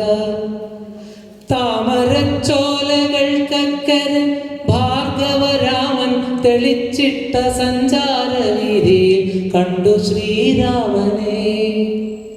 താമരച്ചോലകൾക്കക്കരെ ഭാർഗവരാമൻ തെളിച്ചിട്ട സഞ്ചാരവീതിയിൽ കണ്ടു ശ്രീരാമനെ. ഏതോ തപോധനൻ കൊണ്ടു നടക്കുന്ന കാമസ്വരൂപനെ. സ്ത്രീ ഹൃദയത്തിൽ ഉന്മാദമുണർത്തുമ മോഹന ഗോപാംഗ ഭംഗി നുകർന്നവൾ കണ്ണെടുക്കാതൊരഭൗമ രോമാഞ്ചമായി നിന്നാൾ സകാമം സലജ്ജം സവിസ്മയം. ഞാൻ വടുവാർന്ന യുവാവിൻ്റെ കൺകളിൽ തോൾ വരെ എത്തിക്കിടന്ന കാർകൂന്തലിൽ ഹേമാങ്കങ്ങളിൽ താടകതൻ തളിർത്താമരമൊട്ടിളം കൈവിരലോടവേ അജ്ഞാതം ഏതോ മധുരാനുഭൂതിയിൽ അർദ്ധസുപ്താന്ത വികാരമുണരവേ ആദ്യത്തെ മാദക ചുംബനത്തിൽ തന്നെ പൂത്തുവിടർന്നുപോയി രാമന്റെ കണ്ണുകൾ. ആര്യഗോത്രത്തിന് അടിയറ വയ്ക്കുമോ സൂര്യവംശത്തിൻ്റെ സ്വർണസിംഹാസനം. ഗോത്ര സംസ്കാരങ്ങൾക്കെല്ലാം അപ്പുറം നിന്നുകൊണ്ട് വയലാർ ചില പൊട്ടാസുകളല്ല, നല്ല ബോംബുകൾ പൊട്ടിക്കുന്നുണ്ട് കവിതകളിലൂടെ. ഇത്തരം കവിതകളൊക്കെ നമ്മൾ വെറും വായനയ്ക്ക് അപ്പുറം നിന്നുകൊണ്ട് വായിച്ചു പോകുമ്പോൾ പരിസ്ഥിതി, സ്ത്രീസങ്കല്പം, അതിനെല്ലാം അപ്പുറം നിൽക്കുന്ന ഈ മാനവികതയുടെ പാഠങ്ങൾ ഒക്കെ ചേർത്ത് നമുക്ക് വ്യാഖ്യാനിച്ചു പോകാൻ കഴിയും. ചില ജീവിത പാഠങ്ങൾ നേരത്തെ തന്നെ സാറിന് ഏറ്റവും ഇഷ്ടപ്പെട്ട ചുള്ളിക്കാടിൻ്റെ കവിതകളിലേക്കൊക്കെ നമ്മൾ വരുമ്പോൾ വ്യക്തി അനുഭവങ്ങൾ നമ്മെ എന്തുകൊണ്ട് അത് സമൂഹനിഷ്ഠമായ അനുഭവങ്ങളാണ്. ഇപ്പോൾ എല്ലാ ഓണക്കാലത്തും ബാലേന്ദ്ര ചുള്ളിക്കാട് ജന്മനാട്ടിൽ പോകാറുണ്ടല്ലേ സാറ്? അദ്ദേഹത്തിൻ്റെ ഓർമ്മകളുടെ ഓണം എന്നൊരു കവിതയുണ്ടല്ലോ അല്ലേ? എന്തിനാ പോകുന്നത്? നിങ്ങളൊക്കെ ഓണക്കാലത്ത് എന്തിനാ ജന്മനാട്ടിൽ പോകുന്നത്? എന്തിനാ പോകുന്നത് ഓണത്തിന്? നമ്മൾ ജനിച്ചു വളർന്ന ആ ഓർമ്മകൾ നമ്മുടെ ഗ്രാമത്തിലേക്ക് എത്തുക, നമ്മുടെ മനസ്സിലേക്ക്. തിരിച്ച് വീട്ടിൽ പോകത്തില്ല. സദ്യ കഴിക്കാൻ, അപ്പനമ്മേനെ കാണാൻ, പൂക്കളം ഇടാൻ, സദ്യ കഴിക്കാൻ. കേട്ടോ, 3 കാര്യമുണ്ട്. പക്ഷെ ബാലേന്ദ്ര ചുള്ളിക്കാടിൻ്റെ കവിത നമ്മളെ പൊള്ളിപ്പിക്കുന്നത് എന്തുകൊണ്ടാണ്? നമുക്ക് literature is the echo of real soul എന്നാണ്. പോയിട്രി അത് പൊള്ളിച്ച് വരുന്നത് നമ്മൾ ഈ ക്യാമ്പ് കൊണ്ട് നമുക്ക് പൊള്ളണമല്ലോ, നമ്മൾ തണുത്ത് പോയാൽ പോരല്ലോ. പക്ഷെ നോക്കൂ,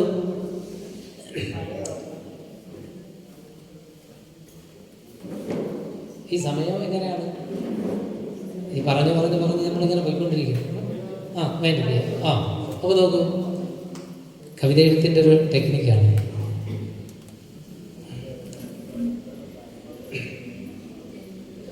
ജന്മനാട്ടിൽ ചെന്നു വണ്ടിയിറങ്ങവേ പുണ്ണുതോറും കൊള്ളിവച്ച പോലോർമകൾ.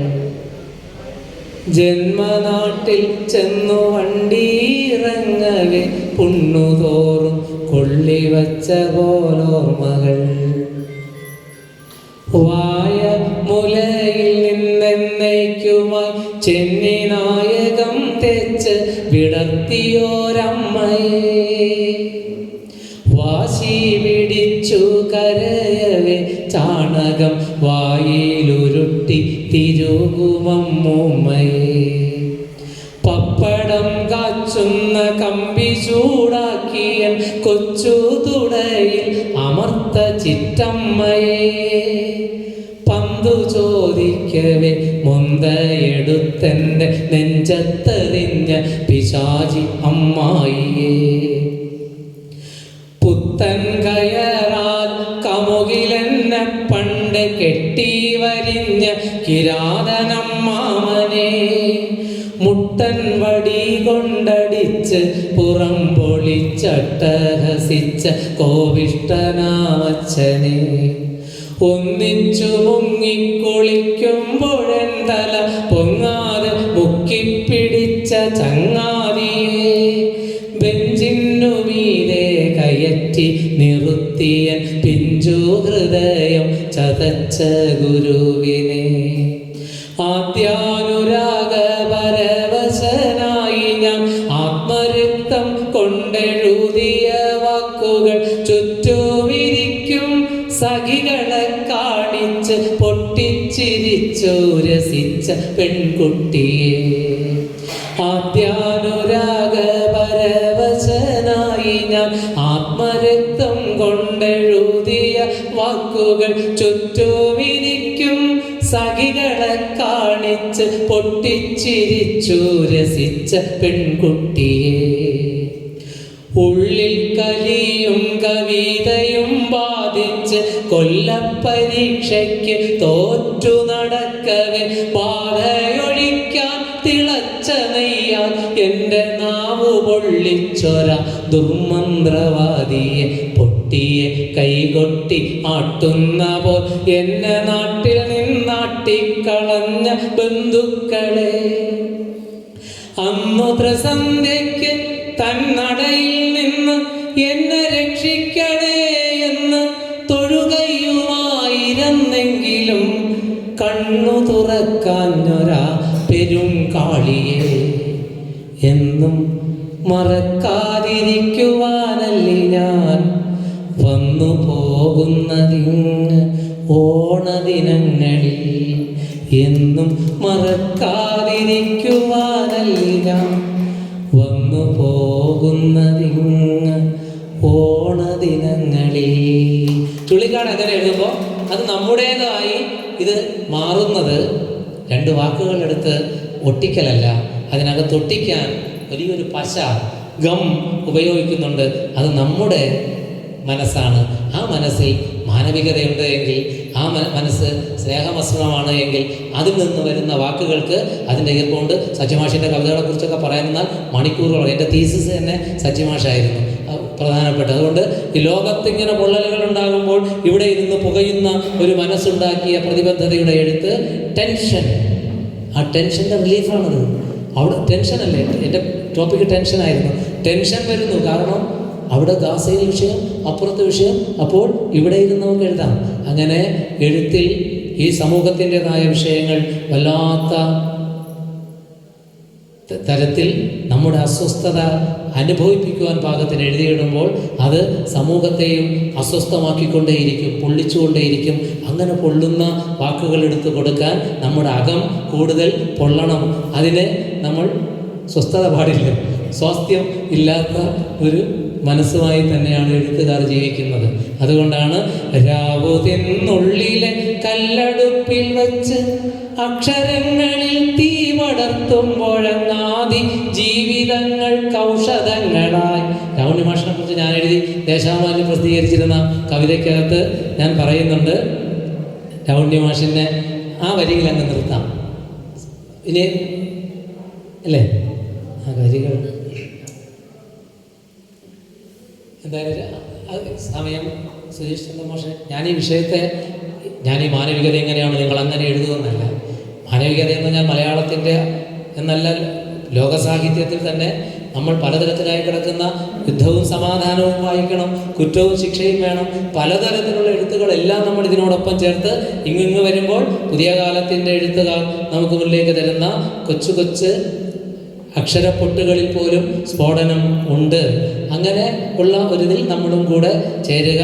അത് പറഞ്ഞുകൊണ്ട് എന്തായാലും ഇത്രയും ആയ സ്ഥിതിക്ക് രാവുണ്ണി മാഷ് ഇരിക്കുന്ന വേദിയിൽ ഞാൻ കടന്നു പോകുന്നത്. ഞാൻ രാവുണ്ണി മാഷിനെ ഒന്ന് ആ കവിത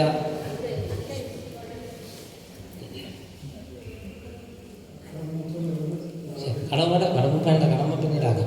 രാവുണ്ണി മാഷിനെ ചൊല്ലി നിർത്തുമ്പോൾ അതിനകത്ത് അദ്ദേഹത്തിൻ്റെ പുസ്തകങ്ങളൊക്കെ നിങ്ങൾക്കറിയാലോ. മാറ്റുദേശത്തെ കറുത്ത വെച്ചു, മാറ്റുദേശത്തെ കറുത്ത വെച്ചൻ്റെ കവിത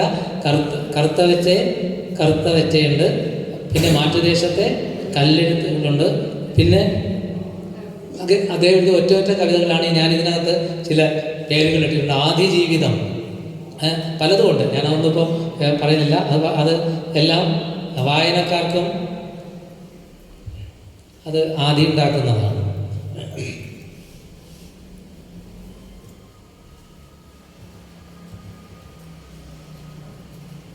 ഇത്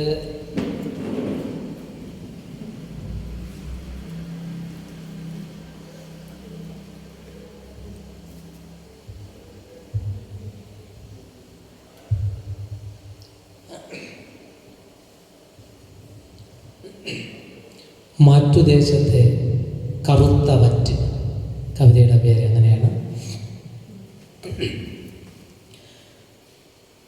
ലോകമീരുട്ടിൽ വീണ് ഒടുങ്ങാൻ തുടങ്ങുമ്പോൾ കാലമിന്നേതോ കനൽ പാട്ടുകൾ പാടിയിടുന്നു.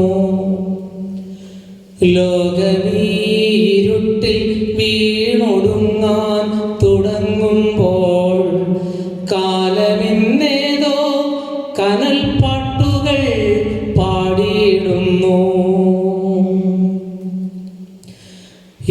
ഇരുട്ടിൽ തപ്പുന്നവർ കണ്ണടച്ചിരുട്ടാക്കി ഒടുക്കം മണ്ണിനുയിർ പൊള്ളലിൽ തലതാഴ്ത്തി നടുക്കം മാറാതുള്ളം വെച്ചുവെച്ചാഴങ്ങളിൽ പിടയ്ക്കും വേരിൻ പന്നൽ തിണർപ്പിൽ പിടിച്ചൊന്നു മിടിക്കാൻ തുടങ്ങുമ്പോൾ ഉയിരിൽ തുടുക്കുന്നു മിന്നലായി കടും രാവ് രാഗി രാഗിയിട്ടെന്നും ഉയിരിൽ തുടുക്കുന്നു മിന്നലായി കടും രാവു രാഗി രാഗിയിട്ടെന്നും ജീവിതത്തിൻ കയറ്റിറക്കങ്ങളിൽ വീണുപോകാതെ വാക്കിലച്ചന്തമായി മിന്നി നിൽക്കയാണങ്ങ് ഉച്ച സൂര്യനായി പച്ച ജീവനിൽ വെട്ടം പരത്തുവാൻ. ജീവിതത്തിൻ കയറ്റിറക്കങ്ങളിൽ വീണുപോകാതെ വാക്കിലച്ചന്തമായി മിന്നി നിൽക്കയാണങ്ങ് ഉച്ച സൂര്യനായി പച്ച ജീവനിൽ വെട്ടം പരത്തുവാൻ. രാവു തിന്ന് ഉള്ളിലെ കല്ലടുപ്പിൽ വച്ച് അക്ഷരങ്ങളിൽ തീ പടർത്തുമ്പൊഴിങ്ങാതി ജീവിതങ്ങൾക്ക് ഔഷധങ്ങളായി ആഴ്ന്നിറങ്ങുന്നിതാ പുതുചൊല്ലുകൾ. എത്രയോ കാലഭേദങ്ങൾ തൻ ജീവരാഗമുണ്ടതിൽ ഉള്ളിൻ പിടച്ചിലും വേർപ്പുതുള്ളിതൻ ഗന്ധവും പൊൻകതിർ ചന്തമേറ്റും ആത്മാവിൻ പൊടിപ്പുമായി മുന്നിലത്രമേൽ മിന്നി നിൽക്കുന്നിതാ മാറ്റുദേശത്തെ കല്ലെഴുത്തൊക്കെയും. മുന്നിലത്രമേൽ മിന്നി നിൽക്കുന്നിതാ മാറ്റുദേശത്തെ കല്ലെഴുത്തൊക്കെയും. കണ്ടതില്ലാരും ഈ ജീവരേഖകൾ, പണ്ടുദേശം വരച്ചിട്ട പാടുകൾ, കല്ലുളികൾ തൻ പോറലേറ്റുള്ളിലെ കന്മദത്തിൻ കരിമഷി മാഞ്ഞവർ മണ്ണുകൂട്ടി കുഴച്ചുവച്ചോർമതൻ മൺവിളക്കിൽ അമ്മത്തിരിനിട്ടവേ അച്ഛനുണ്ടതിൽ ജീവിതത്തിക്കടൽ താണ്ടിടാൻ ഒപ്പമക്ഷരത്തോണിയായി. ആദിയായി ഉള്ളിലാളുന്ന പെങ്ങൾ, ആദിയായുള്ളിൽ ആളുന്ന പെങ്ങൾ അക്കാലവണ്ടിയിൽ എങ്ങോ മറഞ്ഞതും വ്യാധികൾ മുറ്റിടുന്നൊരാ കർക്കടപ്പാതിയിൽ നിറ്റലായി രാവുണ്ണിതൻ ഉള്ളിൽ അങ്ങനെ പൊള്ളി നിൽക്കുന്നിതാ മറ്റുദേശത്തെ കല്ലെഴുത്തെന്ന പോൽ. വ്യാധികൾ മുറ്റിടുന്നൊരാ കർക്കടപ്പാതിയിൽ നിറ്റലായി രാവുണ്ണിതന്നുള്ളിൽ അങ്ങനെ പൊള്ളി നിൽക്കുന്നിതാ മാറ്റുദേശത്തെ കല്ലെഴുത്തെന്ന പോൽ. രാവിരുൾ തെയ്യമാടുന്നു, രാവിരുൾ തെയ്യമാടുന്നൊടുക്കത്തെ കെട്ടകാലക്കറുപ്പു തിന്നിപ്പോഴും കോരിമാറ്റാൻ തുടങ്ങുമ്പോഴെങ്ങുമേ ആട്ടമായി അട്ടിയായി ഇരുൾ കട്ടികൾ. വാവിളർന്നെത്തിടുന്നോരിരുട്ടിനെ രാവുണ്ണി, രാവ് ഉണ്ണുകയാണ്, രാവിനെയാണ് തിന്നുന്നത്. വാവിളർന്നെത്തിടുന്നോരിരുട്ടിനെ വാക്കിനുള്ളിൽ തുളച്ചു വച്ചെത്രയോ രാവുകൾ തിന്നു തിന്നു തീർക്കുന്നു തീനാമ്പുകൾക്ക് ഇറ്റുവെള്ളമിറ്റിക്കുവാൻ. ഭൂതകാലം പുതച്ച കരിമ്പടച്ചുറ്റിനുള്ളിലാണീ ലോകം ഇപ്പോഴും.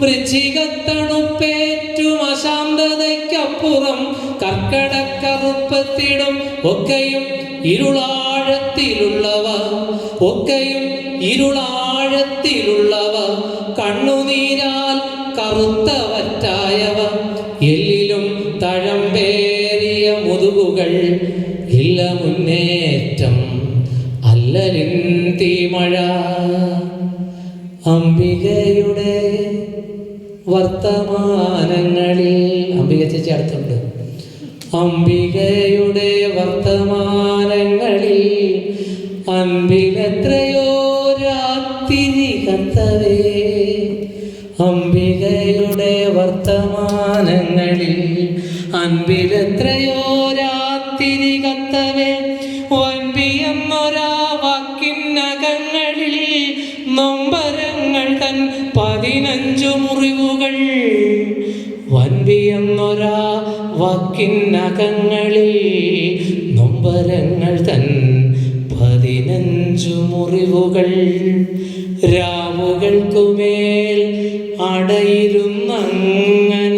രാഗി രാഗി വെളുപ്പിച്ച് രാവുകൾക്കുമേൽ അടയിരുന്ന് അങ്ങനെ രാഗി രാഗി വെളുപ്പിച്ച് പിന്നെയും ഏറെ നോവുകളുണ്ടു തീർക്കുന്നു ഈ രാവുകൾ വെളിച്ചപ്പെടുത്തിയിടുവാൻ ഏറെ നോവുകൾ ഉണ്ടു തീർക്കുന്നു ഈ രാവുകൾ വെളിച്ചപ്പെടുത്തിയിടുവാൻ. അങ്ങനെ രാവുകൾക്ക് മേൽ അടയിരുന്ന് അങ്ങനെ രാഗി രാഗി എത്രയോ നോവുകൾ ഉണ്ടു തീർക്കുന്നവർക്ക്